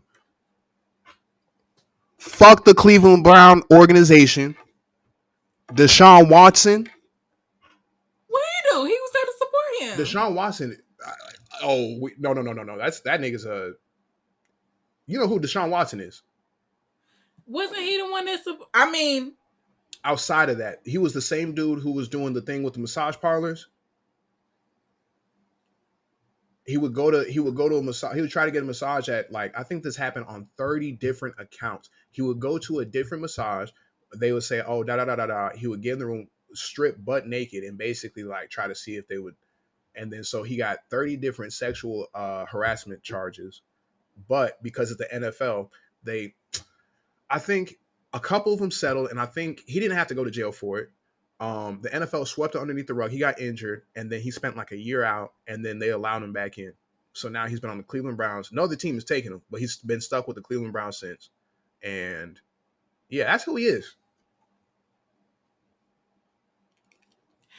I want y'all to go back to about 20 minutes ago when I was saying I don't ever hold these niggas to high regards because you always find out some shit about them. That's why I was like, because Kevin Stefanski, the coach for the Cleveland Browns, who does not want Following. Shedeur, he was trying to say Dylan Gabriel, that little shitbag, and Deshaun Watson were going to be, and Joe Flacco before they traded him, were all viable QB options before Shedeur Sanders. You were going to take somebody who's visibly worse. You're going to take somebody who's old as shit, and you're going to take somebody who's a horrible person before you give this nigga a chance. And they said his first reps with the practice team was this week because he was going to be starting. Yeah, he said he only had 1 week.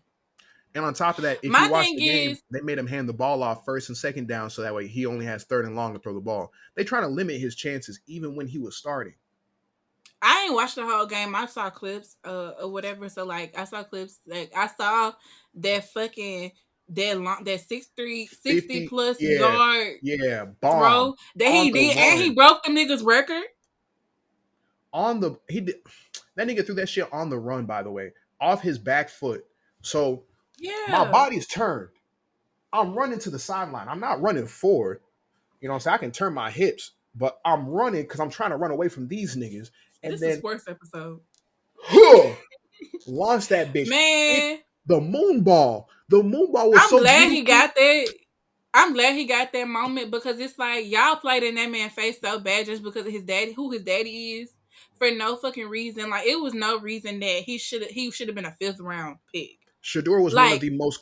He was one of the most accurate QBs, if not the most accurate QB in college football history.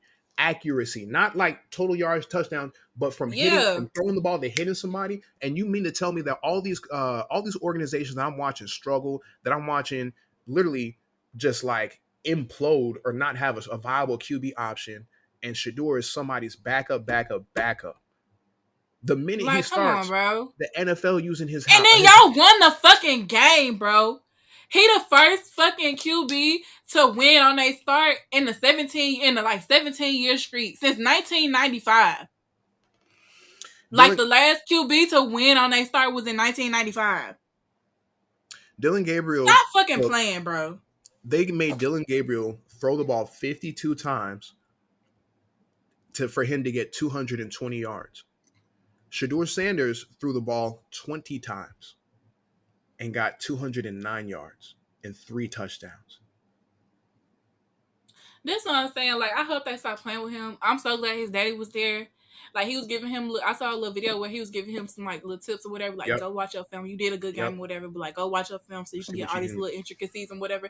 You know, I'm like, and everybody was saying like, I also saw that like the team was saying like he was just acting like real cool. He was real chill. He was real calm or whatever. Like they was basically like he just studying for a test that he can't fail. You know what I'm saying? And it's just That's like Shedeur, man. The that's thing how he been though. the thing is, because what pisses me off the most, you don't understand, Alicia. I was locked into No, this dude. year's draft.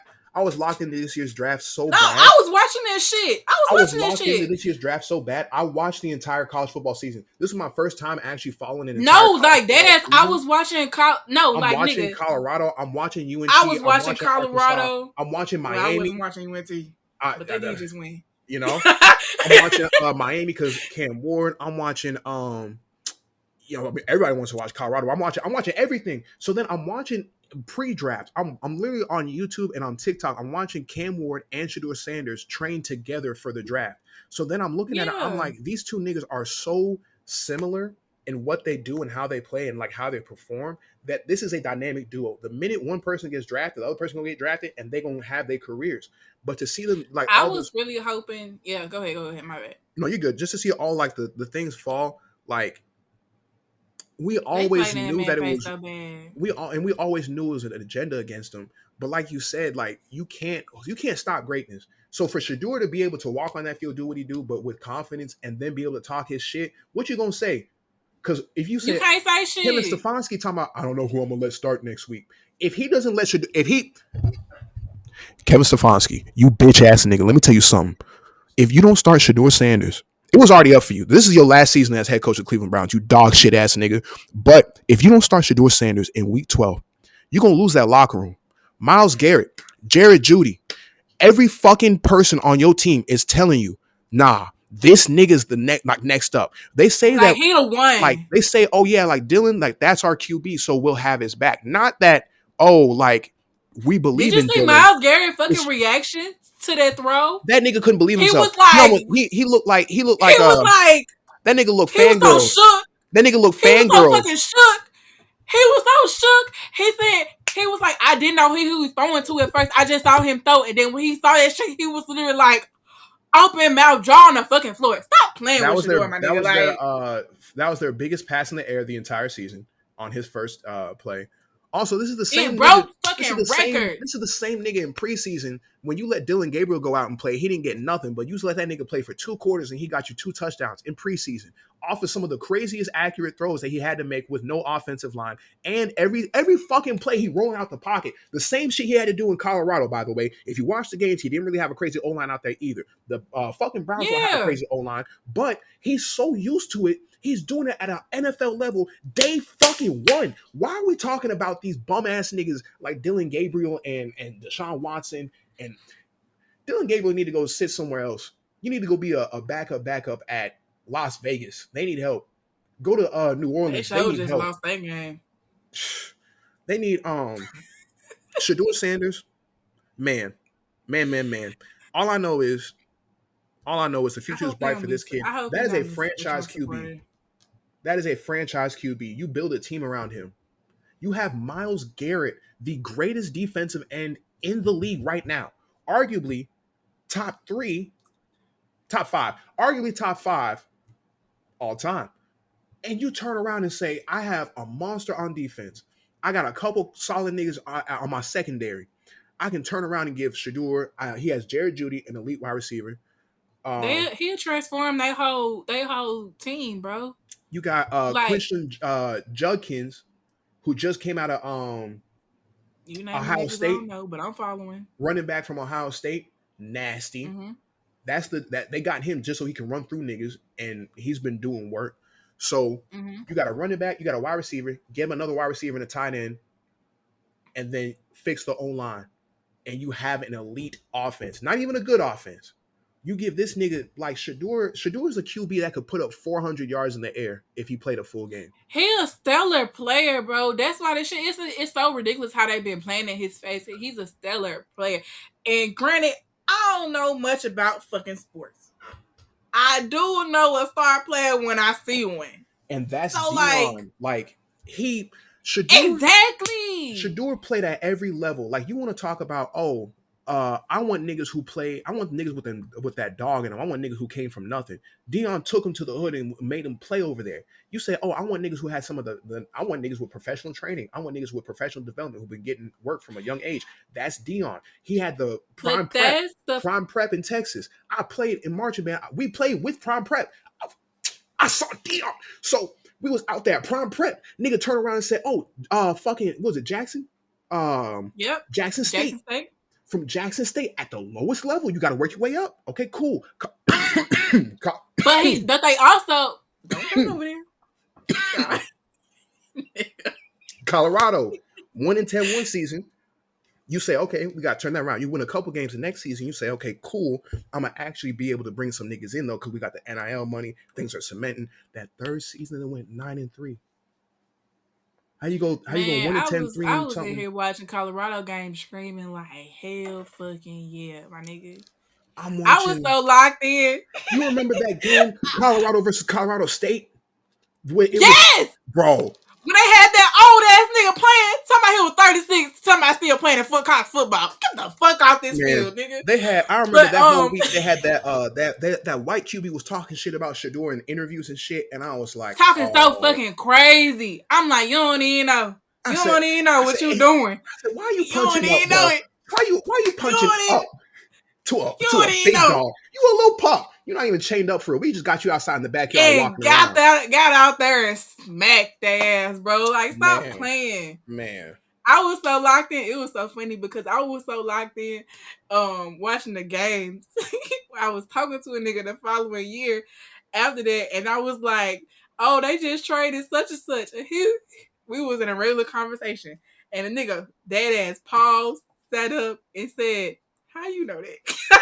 No, that is how you know that territory, Alicia. I just want to let you know certain things you got to preface with like, oh, nah, like I'm a Shedeur fan, so I've been following like the team. You can't just tell a nigga, especially like if I'm. It wasn't even like I'm a Shedeur fan. I was like, I was watching the game. It's just crazy though because like if I get a text, like imagine I'm sitting on the couch, Bleacher Report break the news, oh so and so's been traded. I'm like, oh, probably like one of my group chats, one of my niggas sent me that. If I look at my phone and it said like Alicia sent me something about a football nigga getting traded, I'm gonna be like, That's why I be keeping shit tucked. I'm a secret fucking weapon because like you never know. I'm a wild card. I done committed to it. You will never know what to expect from me. Sometimes I'm just be. We done had a whole fucking conversation about sports, nigga, and I just been locked I was in. thinking about that. I was like, nah, we talking about. I was like, Alicia. When I said, do you remember that Colorado State game? You like, yes, nigga. I said, wow, look Cause at I was Alicia. in this bitch locked in. Granted, Yeah. they need to do better about the channels and stuff. I was watching Mm. on ESPN Plus. I have ESPN Plus. Oh, I'm bootlegging it. I don't until they get this meteorite Now they stuff need to do switched better again. because they was stripping. Like sometimes you can't watch it and whatever, and Yeah. you can watch it on like Fubo or whatever. But that shit costs $70 fucking a month. And with And college, it's worse because they travel a lot more than the NFL. Like NFL, you either have medium markets or big markets. Like you can't really say I have an yeah, NFL team. It's a small market. In college, you could be a no-name school that got to play Alabama. man, listen, I'm just like, bro, come on. But yeah, nigga, I was watching that shit. I had that shit zoomed in, on the TV. Was locked into that fucking game, and I'll never forget that shit though. That nigga set up. He said, "How the fuck?" And I was over here. I don't know. What you mean? I can't. Baby can't watch no Right? sports. I can't be interested in football. Oh, God, my baby can't bad. watch no sports. Let me go back to my Damn. TikToks and my matcha teas. You know what I'm saying? Like, what the fuck? Yeah. But nah, this shit was so, man, I was so locked in that game. I'll never forget they had that old ass nigga talking about he 36. What? He wasn't 36. He was 30 something, but he was old as fuck. Too old to be playing college football. I know that much.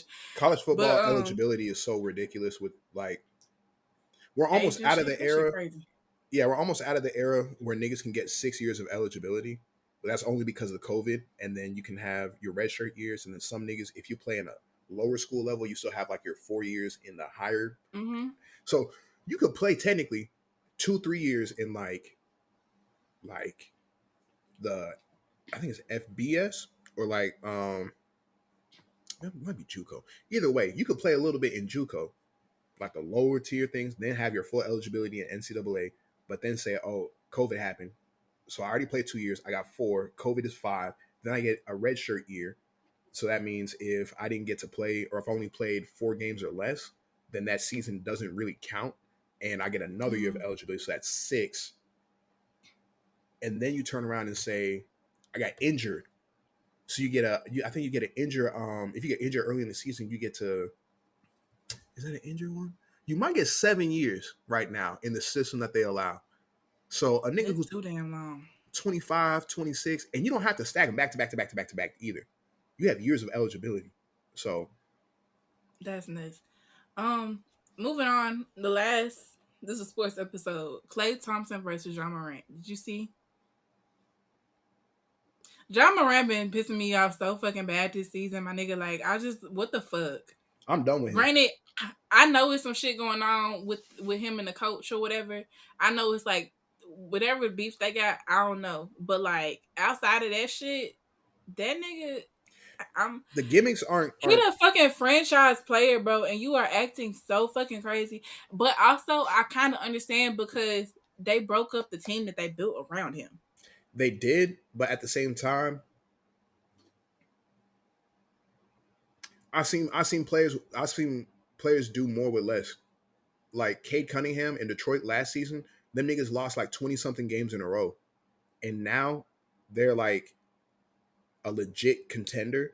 They don't have like a crazy. I think he just don't want to play no more, honestly, because they won the game. They played the Sacramento Kings on Friday, and they won. The thing with And Ja, he did not play. he about to act himself out the league because multiple coaches have come out and said that they don't want to coach him because off the court you doing shit. We can talk about the off the court stuff, but a What lot he it's been already doing been. off the court since now? I mean, I know like the gun shit or whatever, but like since I then mean, he been doing since some then other he been shit. chilling, but like I'm just saying in general, Mm-hmm.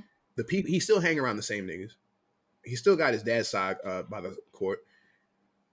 I remember, That's a bigger conversation, though. yeah, That's a bigger that conversation. is a bigger conversation, but that is also something that the coaches are looking at because when you get Ja Morant on your team, you get more than just Ja Morant, but I also don't know. I don't think so though, because you got to think about it. Ja Morant's from Memphis. he playing in his hometown. Of course, I he thought he gonna was be from around South the same Carolina. nigga. Whatever the fuck, whatever. Mm-hmm. But like, I mean, he got people out there. I know that for sure. Yeah, And yeah. I mean, yeah, he's from South Carolina, whatever. But like, he got people in Memphis and stuff. Of course, he gonna be around his people. If he goes somewhere else where he ain't got, they can't easily. He can fly them niggas out, but he gonna be looking at it like, nah, I can't. You know, it's gonna be a little bit more difficult to get niggas out there. nah, So for if you sure. move him from where he comfortable being at, he didn't been here since he didn't he get drafted there to Yeah, he Memphis? got drafted there. So like he been here since his start or whatever, like, you know what I'm saying? Yeah, he did, cause Dolphin Keylock in his rookie card, Mm-hmm. which I want, by the way. If anybody listening, I need that. But like, so he been here since his start. He got hella shit going on here. He got businesses or whatever here. Like he got his community here and everything. So like, yes, his people gonna be here because it's close. Like it's not far away. If they send him to somewhere else to like, I don't know where he would be a good fit for, but if they send him somewhere else and he got on that team, it'd be different because he gonna be able to focus a little bit more. You know what I'm saying? It ain't gonna be like he gonna have so many. It might, he still could have niggas around him, but it's not gonna be as much. I think like That's what I think. I think so. I think that's a great point. I think okay. So let's say we ignore that, right? Just take all that out. Let's Mm-hmm. say you only get Ja Morant. You're looking at somebody who, this season is putting up tour date numbers, abysmal shooting stats. He looks less explosive, less You said athletic. tour date numbers is that's crazy. I'm just saying. March 31st, Tour date numbers is April nuts. 22nd. He going out there and putting up stinkers. Like you said, the That's team's a winning nigga without him. birthday. I'm looking at him. He plays a specific brand of basketball, um, and um, excuse me. Yeah. The There's not a lot of teams that would look at it and from a point guard perspective, they would say Ja Morant would fit well with what I have right now. So if you were going to do a situation where you wanted to either rebuild or you wanted to like try to build a team around him, that's one thing. But I think like in terms of him fitting in like a mid-season trade, we would have to see. Um, I think where stay away from Dylan Brooks. If they send him to Miami, cause what you call it out there? He's not gonna No, make it in Miami. No, like he but not. he got an old team, his old teammate out there. I mean, the way I that don't know the details. I'm just saying yeah, where no, niggas at I that I know. understand. From what I hear, there's a couple organizations that when you join them, they're very like strict in your personal life of what you can do and what you can't do. And Miami is one of Mm, them. So I'm looking at it from like he's not mm. gonna want to go to Miami just from like To a that straight. real strict. Like they're strict on the court because like the team mentality is like, of course they have their stars, but everybody has to do their part. And if you don't, like you gonna get shitted on in the team, out the team, in the media, you gonna get shit on. It is what it is. And then outside of that, yeah, you can go do certain things, but the minute niggas call them into the front office after you win, you go out to the club with your homies and stuff. You in Miami, they say, "Hey, what was you doing in the club past 3 a.m. as a grown man?" And you get disciplined for that.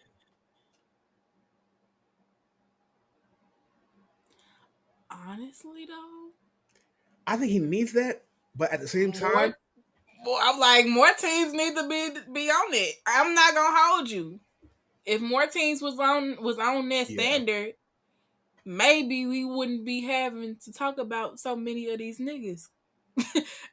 Like, you know what I'm yeah, saying? Maybe it'll be a little. Maybe it'll be less niggas and less professional athletes in the news. You know what I'm saying? Like maybe they need to enforce that as an organization. Like, yeah. Is it viable though? Because I always think about it and I don't know how it is in the NBA, but I know like if you gotta look at it like this, these are professional athletes. you sign the contract to But work it's with the about team. discipline. It is about It's about discipline. it's about discipline. It's But not at like what point? this the At job what you point? signed for. At what point, as a coach, um, do you Do feel you feel like like you're babysitting? doing too much? Because like as a coach, yes, you're there to coach players, but you're also there to do a job. Just the same way that they got hired to do a job, you're there to do a job. I feel like you got to earn the respect for people to look at you and be like, nah, like if he says da da da da da, then it is what it is. But sometimes coaches might overstep or like they try to. You got to deal with niggas' Okay, egos and their so contracts, and but that's no, really what it but is. listen though, right? So like I don't have exact niggas, but I've listened to old heads and stuff. Like, this is what I think. They need more niggas. They need to these younger players and stuff like the Ja Morants, right? They need to be in organizations on teams where they have players that are like revered more in them. Because if we think about going back to the Redeem team, right? When we was Hmm. talking about that, when we talked about like the Kobe's, the Melos, the Chris Pauls, right? They was on that team with Kobe Bryant, and they shifted their whole energy because they was on that time too, where they was like going out all the time or whatever during after practice or whatever when they'd be practicing in Vegas and whatnot, and they shifted that whole energy once they saw Kobe was getting up 4 a.m. They walking into the hotel. Kobe going to the gym. Them niggas start shifting and working out their whole routine, right? They need niggas like that that's gonna be like not leaders, but leaders. They need somebody who gonna shift Sorry. the energy, be like, this is how you do this shit. This is what you're supposed to be doing without saying it. Yeah. Because niggas don't want to be told what to do, right? But if they see somebody that they admire and respect in that regard and be like, oh, okay, I see what he's doing. I want to get to that level. This is a revered person and this what kind of time they on. All right, cool. I'm gonna be Yeah. on there too. That's the It's not enough conversation niggas. about It's not enough niggas though that's in the NBA doing that still. that's the conversation Cause about if culture. So like I'll give you an example. Chicago mhm. Bears, I'm gonna take it to NFL real quick. Chicago Bears, last year we had a coach. Well, the last couple years we had a coach who was really bad. We've been historically bad. Um, Nigga shits the bucket. I don't know how to describe it. He's just a bad coach. He lost the locker room, and you can even see it in the videos. Like when he's talking to the team, like people aren't listening. People are kind of doing whatever. But it was like it was known around the league that basically, like if you play the Chicago Bears, it's the Bears. Like you shouldn't lose to them. A couple teams do, but like realistically, you shouldn't. Um, Yeah. we had, for the most part, we had a similar. I can't say the same team, but it was a similar team last season. And the stuff that just like why we lost and how we lost was just like a lot of close games. It got down to bad decision making. It got down to bad coaching. Um, but our new coach that we got this year came in. We got a couple new key players, but we're 8-3. We're leading the NFC division as of, uh, I'm sorry, NFC North 11/24/2025, the day that this is being recorded. We are currently sitting on top of our division, and on Friday we will play the Eagles for the top of the entire NFC. So We might be beefing, Corey. We gonna see. why are we gonna be beefing? You an Eagles fan? We talked about this like a couple days ago. You a I Jalen don't want to Hurts? talk about. I don't want to talk about. You a I don't want to talk Jalen Hurts about. fan? Jalen is a light skinned Q that used to have dreads. Granted, he's an awesome player. I know that nigga gave that lady hell. I'm cool. I know he gave that lady hell. I'm okay. But my daddy is Eagles fan, so it kind of just like trickled down. Mm, I will We say, was watching the game if we lose last on night, Friday, don't unfortunately. text me because I will cry. I'm going to be at Cosm, watching the game with one You of my told friends. me. Yeah, it's gonna be bad, Alicia. I ain't gonna say nothing. I'm just gonna I'm gonna watch because I was so upset that they lost yesterday. It's so crazy how they. We're not gonna talk about that. We're not here for that. Nah, because I got commentary, but yeah, I do think it's about the culture though. But that's also going back to Ja Morant though. Oh, I don't think that he respects that coach because they fired their coach like that last year. they fired the coach. They got rid of the team. I don't like you said. I don't think he wants to be in. I don't think he wants to be in Memphis. I don't think it's about like him versus the organization. I think Ja Morant has like actually just checked out and For sure. he's been doing a Jimmy Butler. Jimmy Butler is my favorite player in the NBA. I gotta call a spade a Got spade. you. When Jimmy's ready to leave, he will do everything in his He power to be make it doing like to burn bridges. difficult. Like Yeah. when he left Chicago, well, Chicago traded him, and Yeah. I ain't gonna lie, that broke my heart. He ain't expect that, but when he did that, when he got to Minnesota, the PR tour that he did was so crazy. He was shitting on Chicago.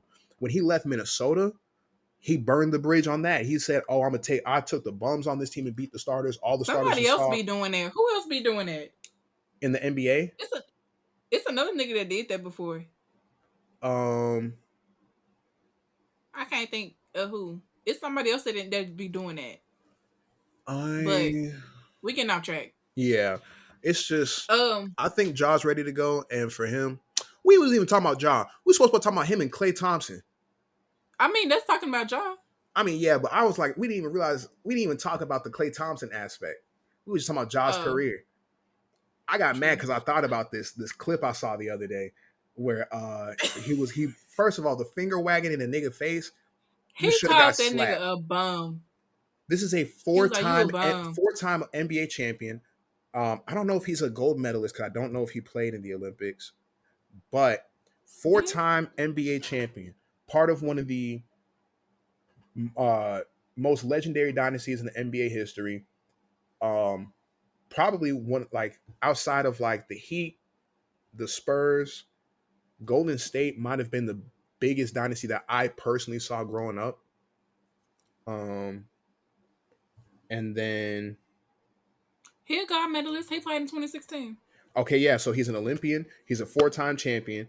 But this And is then also what I be saying that they don't be respecting they don't be nah, yeah, respecting Ja. But it's but like, that's Memphis. That was Memphis when they came out. When Ja first started doing stuff and they were in the playoffs, and he was like, "Oh, da da da da da." They came out because they were a bunch of young niggas that hadn't proved anything, but they were in positions to play these people. So it was a situation where people looked at it as like the young generation versus the top dogs. Oh, y'all playing Golden State, and yeah, y'all got a couple games off Golden State. It's a little chippy because it's the playoffs. Cool, you can compete on the court. You can say shit on the court. But then when you start talking, that's why I hate niggas punching up. You want to keep it a bean? You want a little bro me? You better be a big bro. Cause I'm gonna start calling your car. If you man, ain't got no Klay, rings, you ain't got no money, he pulled you ain't his got no. he pulled his car so bad. He pulled his car. He said, "I don't want to talk to you." It's funny how niggas like talking on the bench. I said, "You know what? They talk the most when they're on the bench. Let's look at it like this: Ja Morant has played 6 seasons in the NBA. Right? Out of 6 Mm-hmm. seasons, you've missed 40% of your games. From suspensions to other shit." Injuries to just Yeah, on top of the season that you're having right now, on top of the fact that you've never made it out the first round in the playoffs.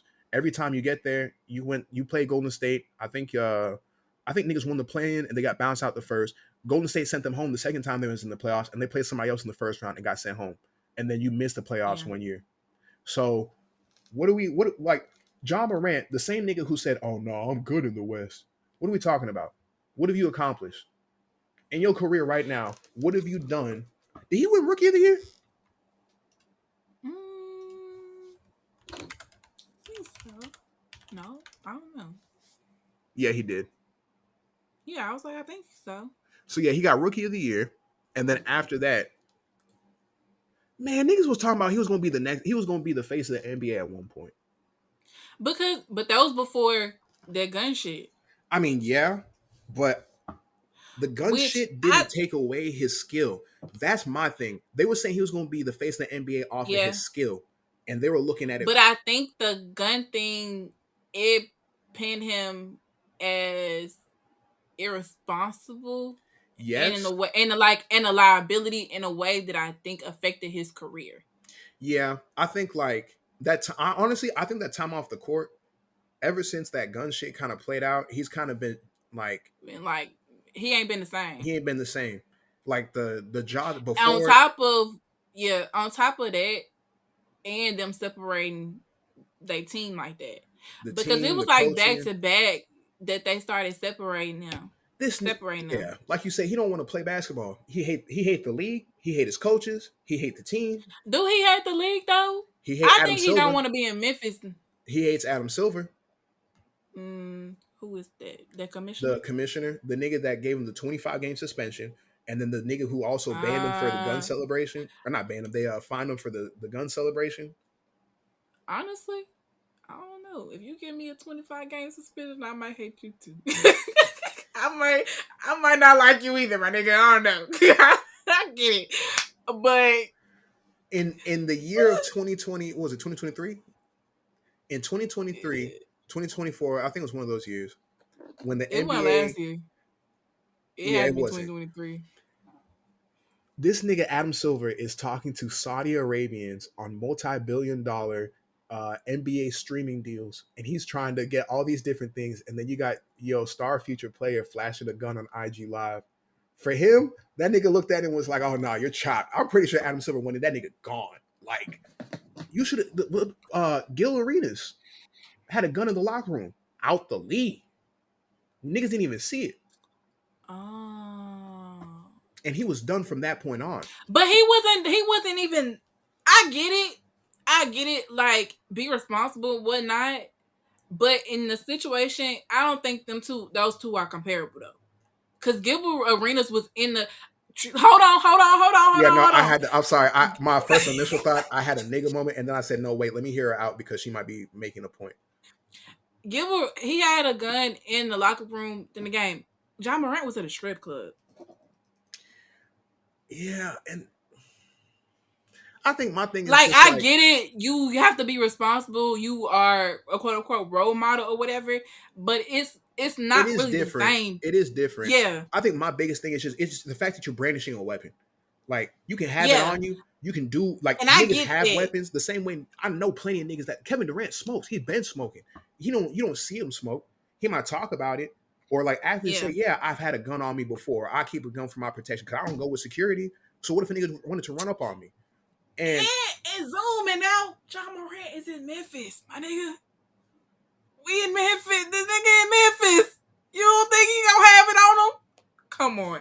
Just I'm not around. Saying like you can be good in the city, but look, Dolph was good in the city. Yeah. Dolph was good in Memphis. He loved Memphis. Sore subject. Don't do that. Let's not. Yeah, that still hurts. I still think about that shit. You don't understand. Oh, nigga. Nope. Skip it.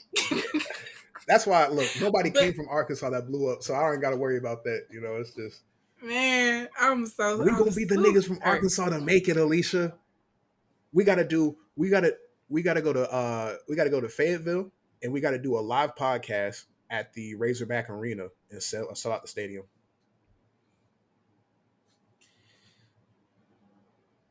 Okay. That's my goal for 2030. 2030?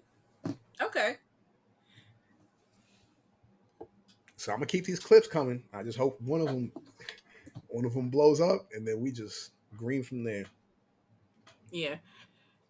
Hold on 1 second. No, you're good. But yeah, like that's what I'm saying. I understand the whole like be responsible and like you gotta be careful with the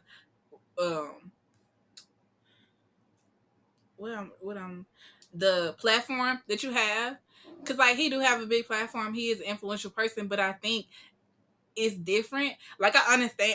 That's why I was like, I think it was a little extreme. I'm not like saying what he did was right, but also like he ain't have it with him in the locker room on the premises. Yeah, the nigga in a strip club. Like it could have been worse. You know what I'm saying? Like that's what I'm saying. Like I think I could understand him looking at that like fuck y'all for that, because that's kind of It was like you said. I think a 10-game suspension is fair. Like fair. You know what I'm saying? Because my 25 is crazy. 25 is crazy because I don't like you said. Even when they were coming out with that, I just don't understand. I think him getting suspended for that isn't crazy. I think like brandishing a weapon. No, it was valid. Brandishing a weapon is just stupid. Just a flex. Like you don't do that as a regular nigga. If you ain't never know, if you got it on you, just don't just show that hoe off just to show it off. That's stupid. One, it's illegal.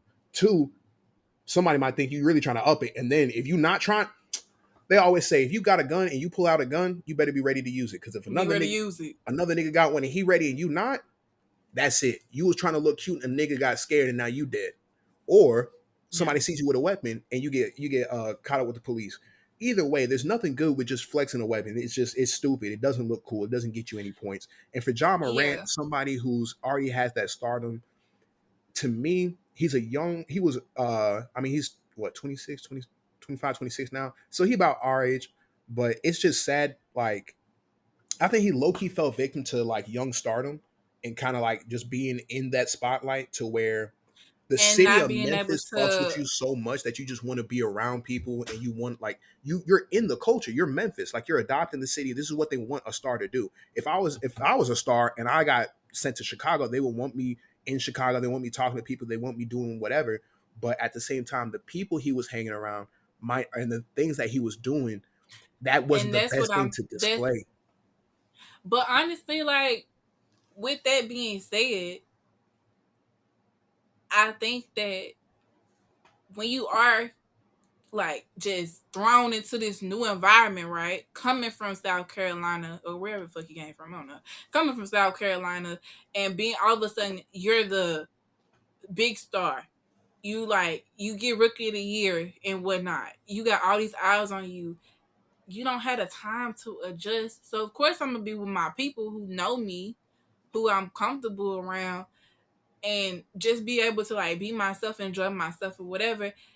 I don't think that this is universal across whatever sport, gender inclusive and everything. I don't think it's enough done to like for them to be ushered in a way that's not jarring because Especially they when just you look at like thrown in the and it's just like WNBA, what the fuck. that's to me like the worst one because The they go WNBA pisses me off because they everything's literally so throw them bad. in. Yeah, like you go from the championship and The then like the week 2 weeks later, yeah, 2 weeks later it's the draft to the draft and and then a then month it's later the season. season. And There so ain't it's no like preparation time. you don't have no off season.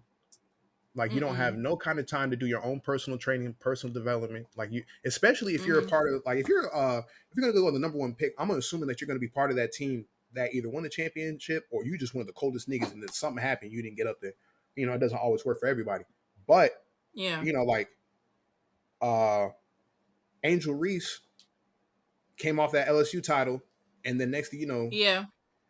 is straight into Chicago Sky with Camila Cardoso, and then they trying to figure it out, and then you got on top of the hate that you was already getting, now you are thrust into the main spotlight, and it's like there's not enough there's not And and that given might that go back to the Chicago, culture that you talked about with the teams because I was thinking about like where does this fall upon. I don't think that the league can do something where like they do something for the rookies, but I think it's more so like the teams and the players and the vets that are like they need to look out for like the young people that are coming in and being like, hey, I'm not saying that they yeah, don't because I don't know how every team is, but yeah, I don't know either, but like, there needs to be a bigger shell, especially when in this social media era.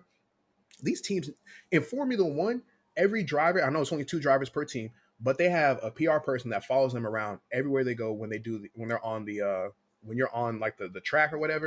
If you're doing an interview, it's a PR person with you. If you're doing one for the sport or if you're doing one for a magazine or if you could be just sitting in your garage just chilling. That PR person with you.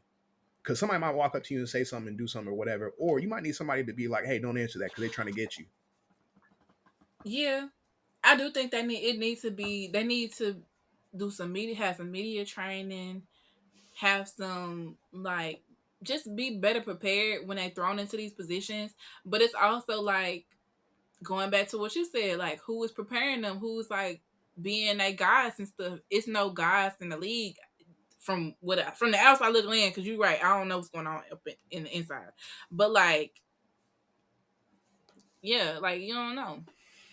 It's I think it's a combination of Egos. its egos.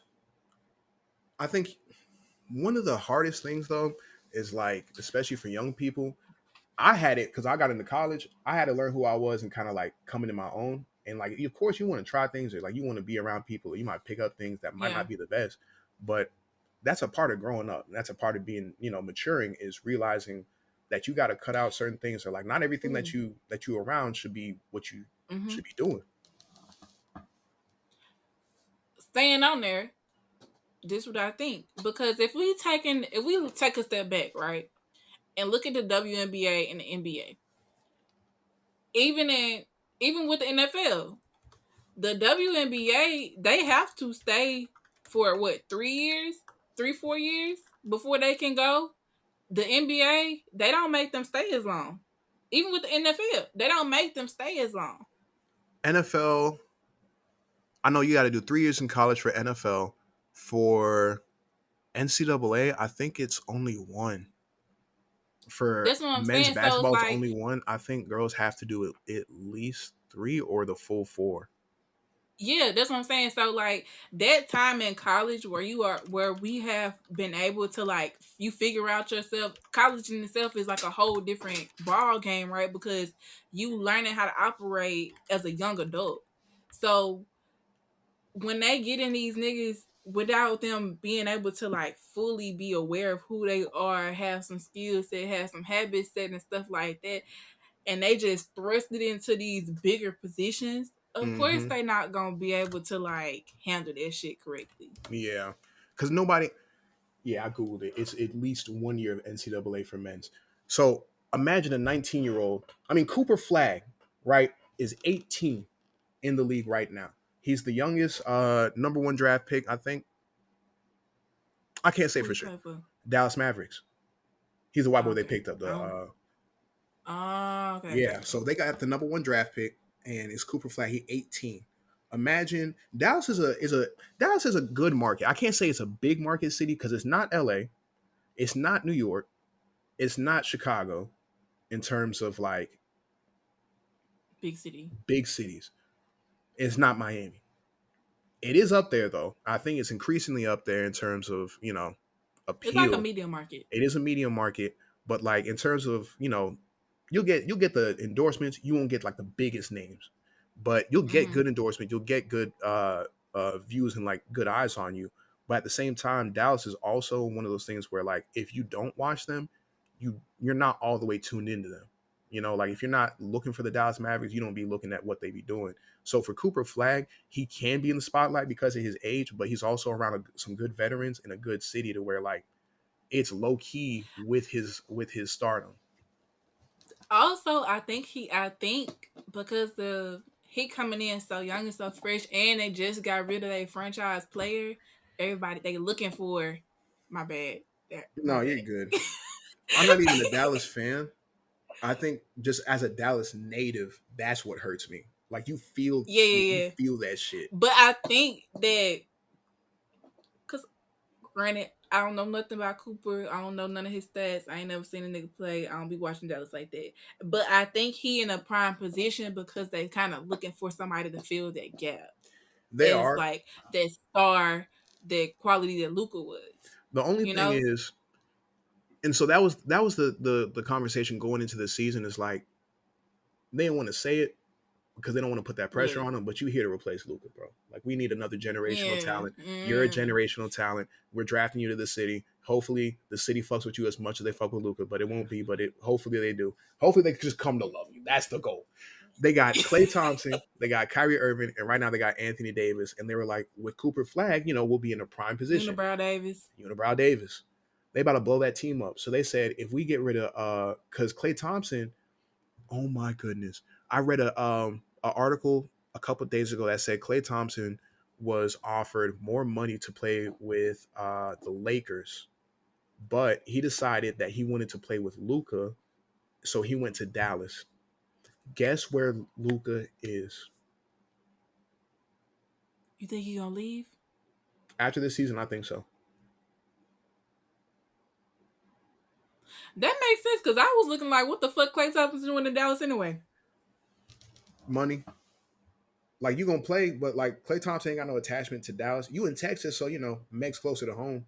But what would stop Klay Thompson from saying I don't want to play? What if I don't want to play in Meg got a Houston? house in LA. Meg got a house in LA. I know that nigga mad as fuck. But see, that's also sidebar, but on topic. That's why I don't want to date no athlete. Yeah. That shit too unpredictable for me.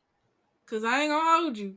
I was watching that game the other day, and I was like, "Them niggas kind of look fine." I could tell by the arms that they fine, but I was like, Can't do it. "Nah." Because then it's like, my thing is, if you're just as famous or if you have the ability to travel, that's one thing. But if you're somebody who's Which I like, will be, right, but but at the same time, it's like if you I get like to a certain stability. part where you want to plant your family, you have to be a franchise player to stay in a city. You can't be Yeah, like a side player or a role player, or even like some star players just don't stay. Like Chris Paul yeah, stayed in Los Angeles for a long ass time. Then he went to Phoenix. Then he was somewhere else, I think, and then he came back to Los Angeles. You got Kobe Bryant with the Lakers, LeBron James with Cleveland for a while, but then he goes to Miami, then he goes back to Cleveland. and then Now he's in LA. yeah, But then you got to think about the grand scheme of things. If I'm dating somebody who's a role player or who's just kind of nice, you might be good enough to work out on these teams for a couple years, but then nothing happens with that, or maybe they got some new you talent just to ready to get. go. Yeah, and now you gotta. It's just I don't know. Like I just that shit a little too. I don't know because God might be like, "Gotcha, bitch. Here You you know, go." But, never know. But it's just like I be thinking like I don't think I could. I don't think that's the kind of nigga off me. I don't know. Never know. it But is like something that you gotta consider. consider like,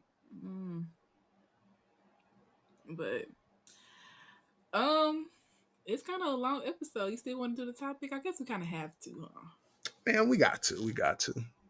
It's a sports Okay, episode. so it is a sports episode. We've been talking about hella sports. Who would have thought? They probably be like, "What the fuck?" Literally, man. Put us on ESPN. Take Stephen A. off. Please. Cool. Okay, so moving on to the main topic segment of the show. We like to call "You Didn't Ask for This" because you didn't, but here we are, and it's my episode. And it's the holiday. We're talking about holiday traditions. Given that this episode is coming out on Thanksgiving, allegedly, It will. and but It yeah, will. we're gonna talk about holiday traditions. And yeah, so I with the grand scheme, this is like my favorite time of the year. I love Christmas. Thanksgiving is just cool, for the foodies and everything. But holiday traditions, I kind of want to talk about because like, do you have tradition?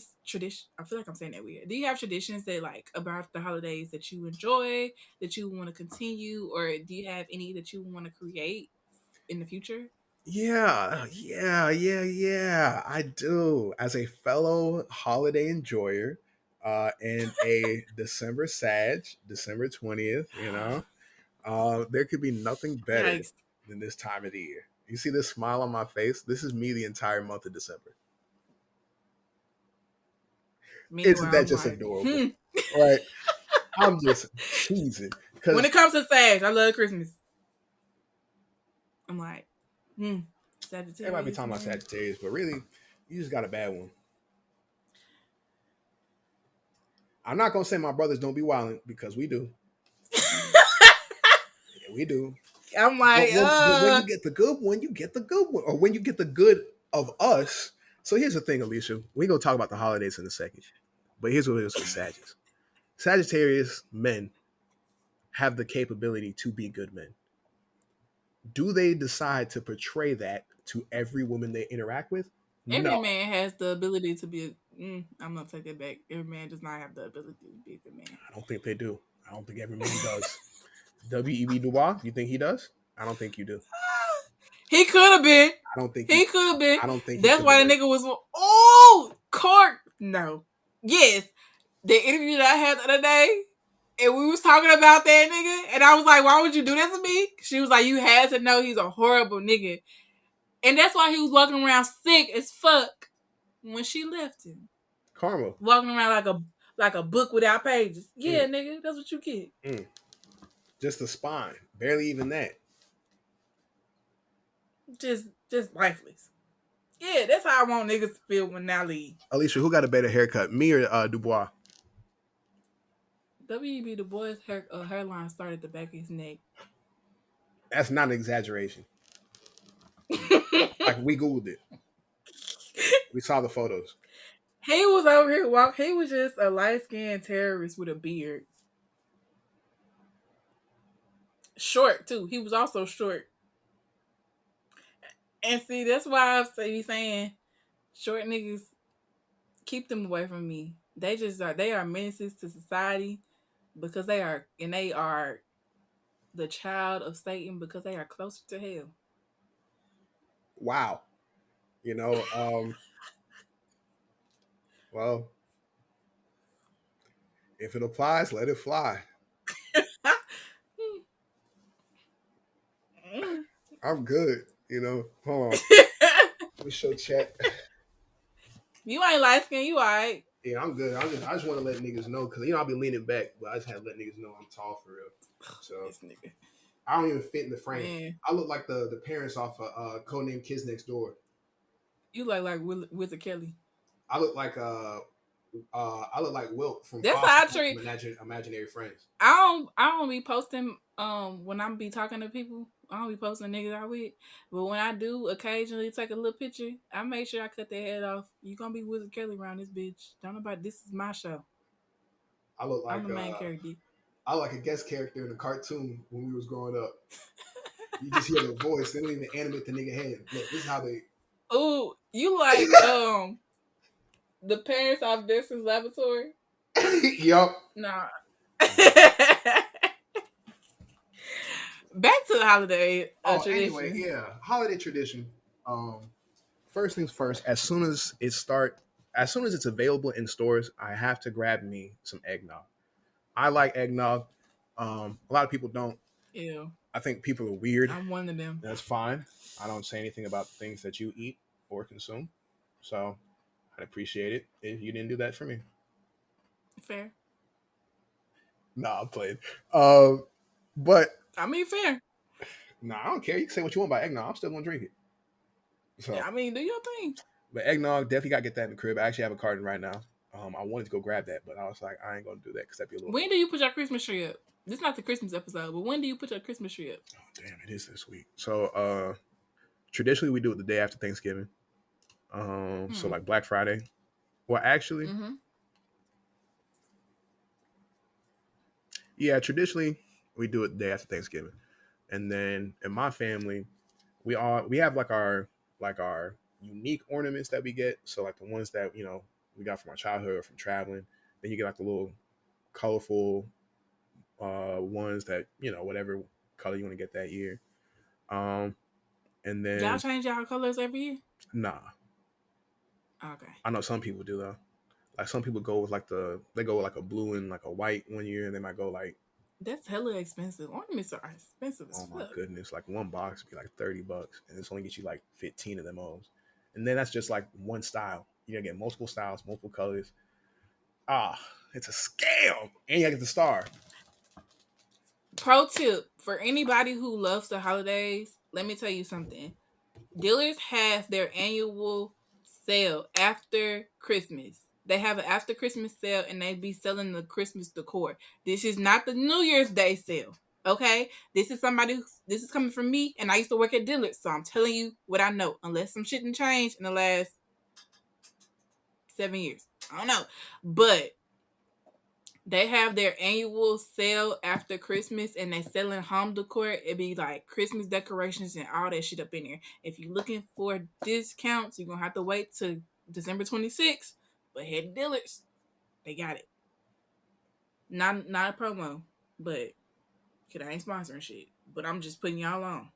So y'all Unless know. you did want to sponsor something, in which we would be able to have those conversations. That would be very ironic because Dillard's is based in Arkansas. They headquarters in Little I Rock. can make a play. At least let's get some numbers. I can make a play. Hometown hero. Come on. um, Fashion. but Oh, Alicia, I can make a play. Add it to the list. I'm adding it to the list right now. for me, I don't really. I mean, I haven't put a Christmas tree up. I'm gonna be putting my own up this year, and it'll be later. But for me, I love Christmas, and I really don't really give too much of a fuck about Halloween. Yeah, Not really into scary shit, not like a and spooky season guy myself, you know. yeah, and so like I might be putting my shit up Now, mid October. I will say, ain't nothing wrong with that. Ain't nothing wrong with that. Just bring the festive holiday vibes in early. I will say the only thing I like about Halloween is the fact that there's so many beautiful black women cosplaying, and I just I do love seeing people in their costumes though, cause the costumes yeah. be good. When people like, I like the homemade costumes, like when niggas like make them hoes like from scratch, or like they'll Yeah, you get some pieces in your closet that match a character's like style of their outfit. I'm like, yeah. yeah, I think Thanksgiving's that's dope. cool. Christmas is always a good Do vibe. y'all? How do y'all do Thanksgiving? Do y'all do have any specific Thanksgiving traditions? Nah, sometimes my mom wants to mix it up because she be getting bored of like the traditional food. So like sometimes we'll have untraditional Thanksgivings. So my mom did like we did like a seafood thing one year, and she made Seafood like got black people in the chokehold. we did lobster, we did crab, we did Ooh, like y'all got money. they got money. Shout out my parents, um, man. Shout out my parents, man. The affluent individuals. I'm gonna get them. I told them I'm gonna make them. Whenever they start traveling, I said take your photos, take as many videos as you can, and send them to me and my brother. We'll edit them and get you guys a TikTok and a YouTube started. But like, if you guys had a page for retired people to look at, like what retired living looks like for young people to look at, like, oh damn, like I have this to look forward to if I retire. But then also for mhm. like other people to be like, I don't be doing shit. I got all this time. Let me go do this. Cause like I said, my Yeah, parents just be places. yeah, they do. They be out. They be outside. I aspire. Um, we don't have really. My dad used to cook like all the time. He used to deep fry turkey all the time, and then he kind of like slowed down. And this year we're not. He's not cooking anything. Honestly, mm, I don't really eat a lot of the traditional food. Like I'm not really eating no dressing. Sorry, I don't really. I'm really picky. Like I don't really like it. I'll eat some greens depending on who cook them. I'm eat sweet potatoes depending on who cook them. One year, my auntie she was in charge because we used to all like gather, um, and she made sweet potatoes and they was carrots. We ain't been the same since. We she ain't been in charge of this since. So hey, but I've heard of those kitchen nightmares during Thanksgiving. I ain't never seen somebody that had one. That's crazy. yeah, uh, we never forget. We always remember. It's a running joke. But yeah, so it's like it's certain things I don't really eat a lot of like the traditional black gathering food. You know what I'm saying? Like I do, but I don't. Like I don't like ham. I'm not eating that. I'm gonna eat some chicken, maybe. I'm gonna get some turkey. Um, I'm gonna give me some little greens, some cornbread, sweet potatoes, maybe some macaroni, depending on who cooked it. And that's my plate.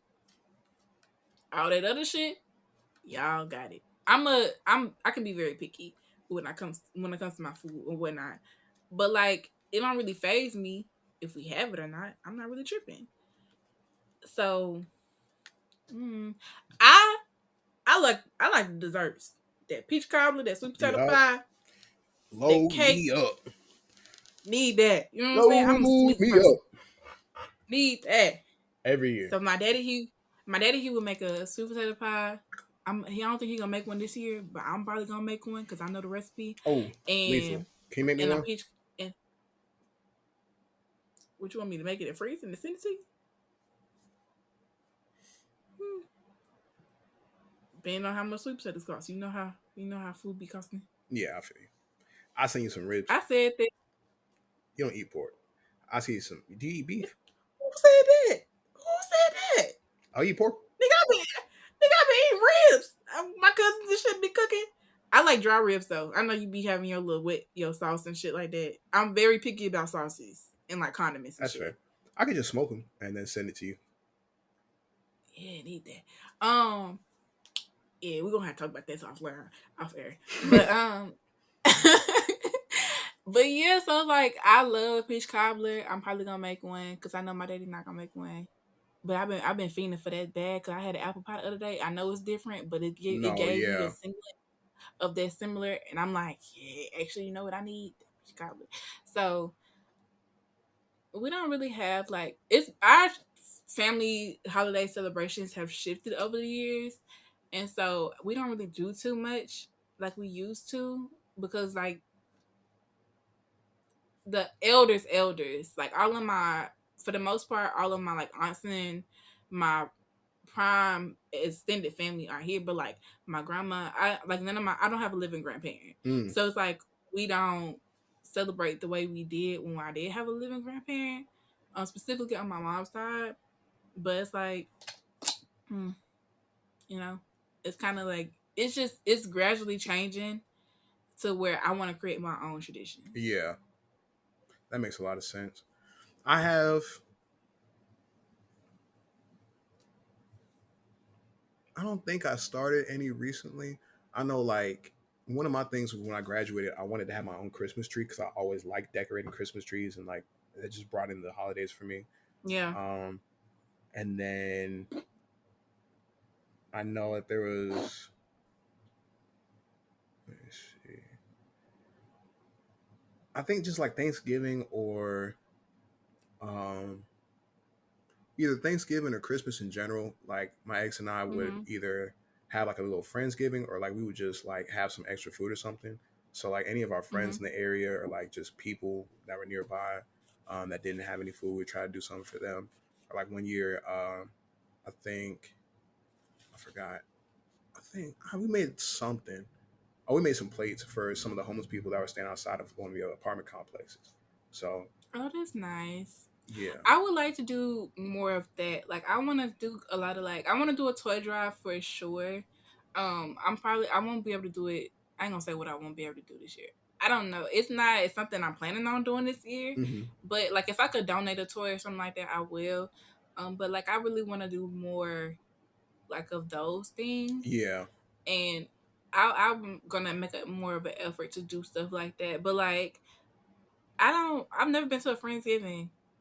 Did I? Did we do a Friendsgiving one time when we was all together at UNT? No. Oh, so yeah, I've never been to a Friendsgiving. I did one, I think. Yeah, I did one. But I just grilled, and niggas came over and we just had like food and stuff. Um, You love grilling. I just need any excuse. That's all. But yeah, I want to do a Friendsgiving like eventually. Um, but see now like I debating on because like my family they like my cousin like a lot of my older cousins and like some of the cousins that's my age they do New Year's out of like out of town. So like they're going out of town for New Year's this year. I'm probably not going. Um, but like we used to do before they started going out of town and stuff, and when we was all kind of just like more not necessarily unified because we're not like segregated or shit like that, separated and nothing like that. But like we don't um do what we used to do. We used to have a New Year's Day breakfast, and like Mmm. as a family, like we would all like come together for New Year's, and like have a good breakfast over my grandma's house and everything, and we just all like do that. And so for the people that still be in town, they might do that, but it'll just be different. Yeah. But like Thanksgiving, we really don't have a lot of like a set tradition. For my immediate family, my dad would like cook breakfast every morning on Christmas, and then we like open presents and stuff. So that was something that I used to look forward to when I was younger. And I don't know, like I kind of got to the point where I want to start doing my own thing, and so like I want a Christmas tree because I love Christmas. I want to decorate. I want to like do all that. Like I just love how it looks. It just makes me happy. Mm-hmm. And but like as far as like Thanksgiving, hmm, No, I definitely feel that. I think like we feel the exact same way about Christmas. Like for me, I'm more of like I have more joy when like I give people gifts that they like. So I like to give people. I'm gonna give givers with my love languages. What's up? Wait a minute. Some shit just clicked. You share a birthday with somebody. I'm gonna tell you off here. You got texted to me. Do I know them? Nah, Oh, okay. praise God. but it just clicked because you was talking and I was like, because most people that I know who birthdays are around Christmas have mixed feelings Mm. about the holiday because they be like, Oh, my birthday and it's Christmas are split. So yeah, yeah, so they mostly be like my birthday and Christmas, same thing. Like I only get one gift type shit, whatever. So when you was like, I love it, I was surprised, and it made me think about somebody who was like, yeah. but No, that's so funny. Thankfully, it's my parents interesting. did split my birthday and Christmas. I remember when I was a kid, I talked to That's them about that deserved. because I think my mom came to me one day and she was like, "Oh, something." She was like, "What do you want for like your birthday this year?" And I told her I was like, "I want this for my birthday, and then I want this for Christmas." And she was like, "Oh, you can only get one." And I remember I sat there for a second and I said, "Well, Kyrie has a birthday and Christmas, so how come I don't get a birthday and Christmas?" I didn't know like the whole logic behind it, but as a kid, I knew that my mom always tries to make things equal for my brother and I. So when I was like, "Oh, it's not equal," she was like, "Oh, that is true. Okay." And then next thing, Makes sense. yeah, ever since I look, so I get my birthday. My parents usually try to do like they might give me something for my birthday, or like they'll try to like cook a nice dinner or something, or like I might do something myself. And then for Christmas, I don't really care about Christmas because for me, I had my moment. So it's more so like I like the spirit of it, and I like getting people gifts. And I always try to get somebody something that they didn't ask for, but they really wanted. So my brother, also into anime, he's an even bigger nerd than me. His favorite anime, they have these katanas that are like super unique to each person that they have. I got him a replica of a katana from his favorite character of that show, and then I got him a glow in the dark X-Men lamp because he loves the X-Men. So that nigga was like Now, what is a katana? Because you saying a that, and samurai I'm thinking sword. about. Okay, I was right. Yup, I thought I was like, that yup. seemed like the. Look at me knowing shit. Yeah, Come so on. it's not sharp, but it's the full length. It has the whole scabbard that you put it in. It has like the design. The scabbard's like a little hole, and All right, cool. Look at me knowing yeah, something. I But like getting I people think things. I'm a gift giver too. I just have a hard time. Like for my dad, I never know what to give him, and I'm always like, "What do you want?" And he'd be like, because it's like, man. But like, I just be like, I don't know. But like, That's my dad too. for yeah, I think that's his dad thing. It might be. So I try to be really thoughtful with my gifts and things that I get people, even though unfortunately I don't think nobody getting them for me this year. Sorry, I got hey, It's a lot hey, going on. you know, I get you on the you back know end. what I'm saying? Yeah, but like for like last year, we went like my both of my parents' birthdays are in December, like a literally a week apart. So we were on a cruise. It's really like it get really hectic because my sister and my nephew birthday is in the month of November, and then both of my parents' birthday is in the month of December. So like for the last few years, we've been on cruises around one of the birthdays. So like last year we went on a Jamaica cruise in December, and the year before I think we were we were on a cruise in November around my sister's birthday. So it's like we kind of be traveling a lot. So it kind of be it's cool around that. That has been a tradition. This year we kind of breaking it because everybody was like, "Nah, we cool." But we did go to like we had a big cruising earlier. We went to Australia earlier, so that was kind of like the whoa, you Okay, know. Miss International. See the nigga who been to more countries than I can count. So like, chill. We team international. Alicia, this is the dream team. Think about this. Two niggas from Arkansas all over the world. Oh my goodness. I just get so excited.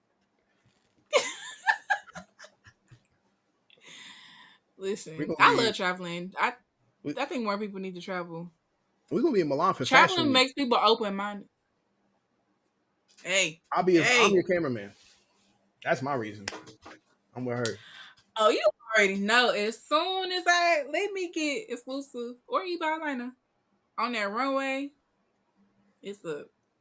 It's I'm up. gonna Ooh, be, I can't wait. I'm gonna be one of those insufferable niggas that always is on IG Live and is always talking shit. Like I'm gonna keep saying that they doubted us, even though that nobody was sitting up here like praying down or like really like hating. I'm gonna, Praying on my yeah, downfall. I'm gonna be like, nah, because Screaming. all y'all niggas who was talking shit, nobody was talking shit. But all y'all niggas stay where you was at. All y'all niggas who wasn't fucking with the kid, I remember. I be tempted to be like that.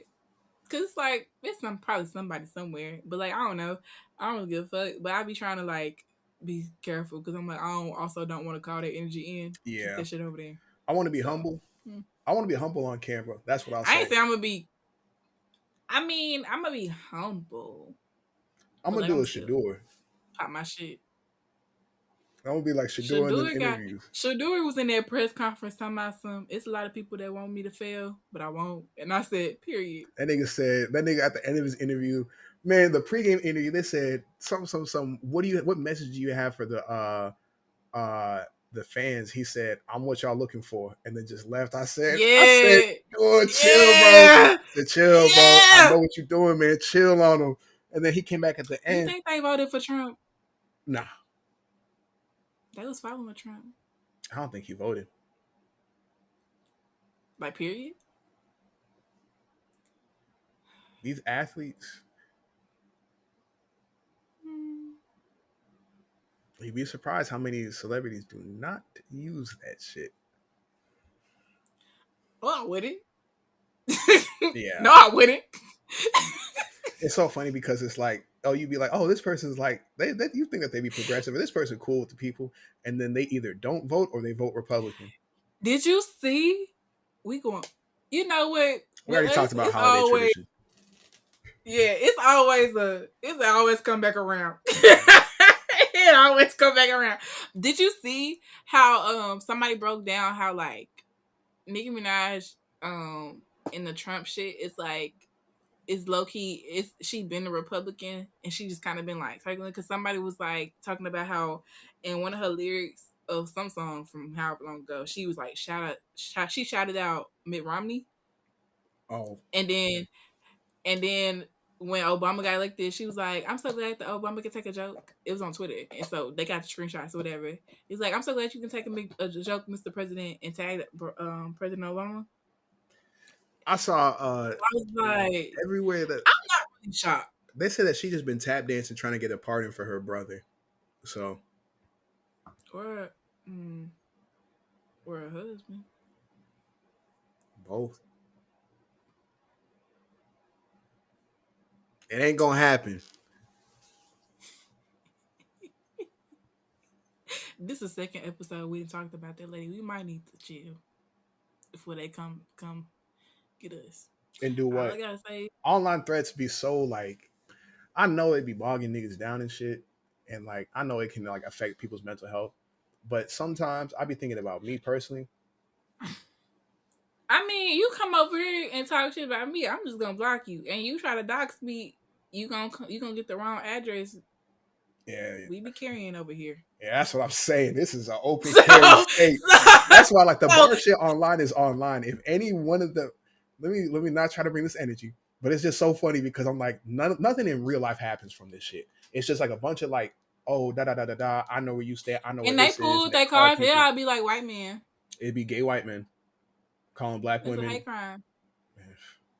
I'll be like, listen, it like we if you want to play the docs game, I sit at my PC all day. We can really play the docs game. I don't want to call the energy in, so we gonna end this conversation right now because I don't need that. I don't have time for that. I don't. I don't actually. I don't have time for that. I don't have time for that shit. Yeah, that's fine. I got you though. but If that happens, I got you. I got time for you, both you and me. but yeah, I think I don't really. I mean, even with the election with New York, Lala Anthony was just like Cuomo, posting yeah, and it's just like and they so vote for their but you money. know what? Some shit don't be shocking me because Anthony is friends with the Kardashians. My She was never held with high regard. You know what I'm saying? Yeah, Like, some shit don't be. I don't really give a fuck. But I also don't really care. I don't really be invested too much in celebrities. Cause I'm like, y'all is niggas. I don't know y'all. I love some of the shit y'all do. Some shit I don't care about. And it's like, so it's like, I don't really care. As long as y'all ain't harming nobody, which some of y'all do. Yep. But That's how I be feeling. I don't. Yeah. They don't be surprising me because I just assume at the end of the day that, like, I'd be like, oh, you do something that I like, but there's probably some shit in your closet. So yeah, I mean, even people were like mad at Beyonce because they like shit capitalists, and just like to some extent, aren't we all?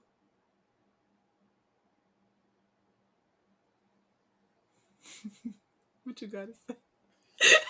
nah, because we just talk about we don't want the be we don't. I definitely don't want the beehive after me. So No, I'm a Beyonce fan, but I'm just like people are mad because they like she putting out Christmas sales and shit. It's a business. She got a business. If my shit was up and running, I'll be putting out Christmas sale too, bitch. What you want me to do? no, I think my criticisms for Beyonce come on the other stuff, like when she was like, oh yeah, I'm gonna let my Renaissance movie play in Israel while all the stuff was Mm, going on. That was a choice. The super um the the visual ticket sales and the shit. ticket sales, that's a choice. Uh Sitting with the Republicans and stuff trying to get that casino to pass in New York, that was a choice.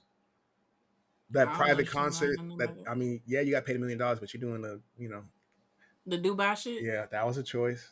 So that's like certain I things I'd mean, be like, but you know, I don't necessarily like. Yes, I mean, I'm not the Beyonce defender. You know hmm what I'm saying? I ain't Beyonce. Get behind me. You got more money than me. Your people can do your work for you. Sorry, yeah, but it's just like I don't necessarily think nobody's above critique. yeah, I don't think nobody's above critique. I think we can all be better people. You know what I'm saying? Ain't nobody out here doing shit perfectly the first time because I know it's some shit that I can be critiqued on. I don't know enough about certain topics. And like when I come, I try to not talk about them or I open the chance to be educated and stuff. So it's like I don't look at these celebrities with that much regard to be like, I can't critique them because hmm they are perfect individuals. A lot of the celebrities that we've held in high regard across whatever can be critiqued. hmm Like a lot of nigga Eddie Murphy documentary was just up, and people was talking about that shit like how they ain't show none of his scandals. They ain't talking about none of the shit that he was doing. These niggas, but like it's still Eddie Murphy. Like you know what I'm saying? The people that we admire in whatever way and hold up into these high regard are not above critique. And so when people be mad and on the internet talking about don't be talking about my faith, da da da, whatever, yeah, ain't nobody above critique. yeah. We talking about your fave because your fave acting up. Tell your fave to chill out, and we wouldn't have nothing to talk about. Or shut up. Cause some of them niggas need to need to shut the fuck up sometimes. Sometimes it's both. Duality is a thing. Two things can coexist. What is the three thing? Is that a triangulation? What would you call three Maybe. things existing? Oh, Google. It is a. I'm an idiot, Alicia. You would never guess what it is. It is either a trinity or it is a triad. Hmm. So for them, they need to Yeah. shut up. They need to chill out, and they need to sit the fuck down. It's chilling out and sit the fuck down. I'm the same thing. Mm-mm. Hmm. Sitting the fuck down can imply chilling out, but chilling out doesn't imply sit the fuck down. Actually, it's a secret fourth thing. They need to learn. Read a book. Read a Cause book. some The message cause that keeps sometimes coming back, man. the problem be y'all don't be knowing what the fuck y'all be talking about. Go read a book if it's too long, an article if that's too long, a paragraph. Hey, you got options. A short story. They got poetry books, 3 stanzas. If you don't like reading with your eyes, baby, They put an got audio audio book on. books. You got options, my nigga. Like, There's no excuse. In big 2025, niggas can't read. You don't even need to read. You can hear. What word is that? Google it. How do they spell it? It's on the page. What does it mean? use it It's in on a sentence. Google. They show you in the example in the dictionary definition of that sentence, and you also just read it used in a sentence. You just read it used But in a sentence. also go back. Niggas don't have comprehension skills. Niggas don't know what context clues mean. They don't know what the word connotation means. Damn. Man, we got some work to do. Nah, I'm just thinking about how deep this shit is. That's our clip. Man, before I get too much sadder, at least you got anything else you want to add into this? No. All right. It's been another episode of Who Asked Us Pod. That shit is depressing. Y'all niggas, please, bro, don't like if you do anything in your life, niggas talk about learn to invest, learn to trade, learn to read, learn to read, learn to read, please. You need to read. You need to Please, read. y'all. I might break out in song. In fact, Anyways, we're gonna do a reading challenge when we get big.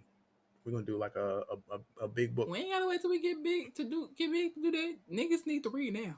Yeah, we're gonna do a reading challenge so people can follow along. So yeah, a chapter a day Yeah. keeps the coons away. That's the clip for real. That's the clip. You know what? Bye, y'all. Love y'all. Talk to y'all next week. Follow us on Instagram at Who Asked Us Pod. Subscribe to the YouTube. Subscribe to the pod. Bye. We out.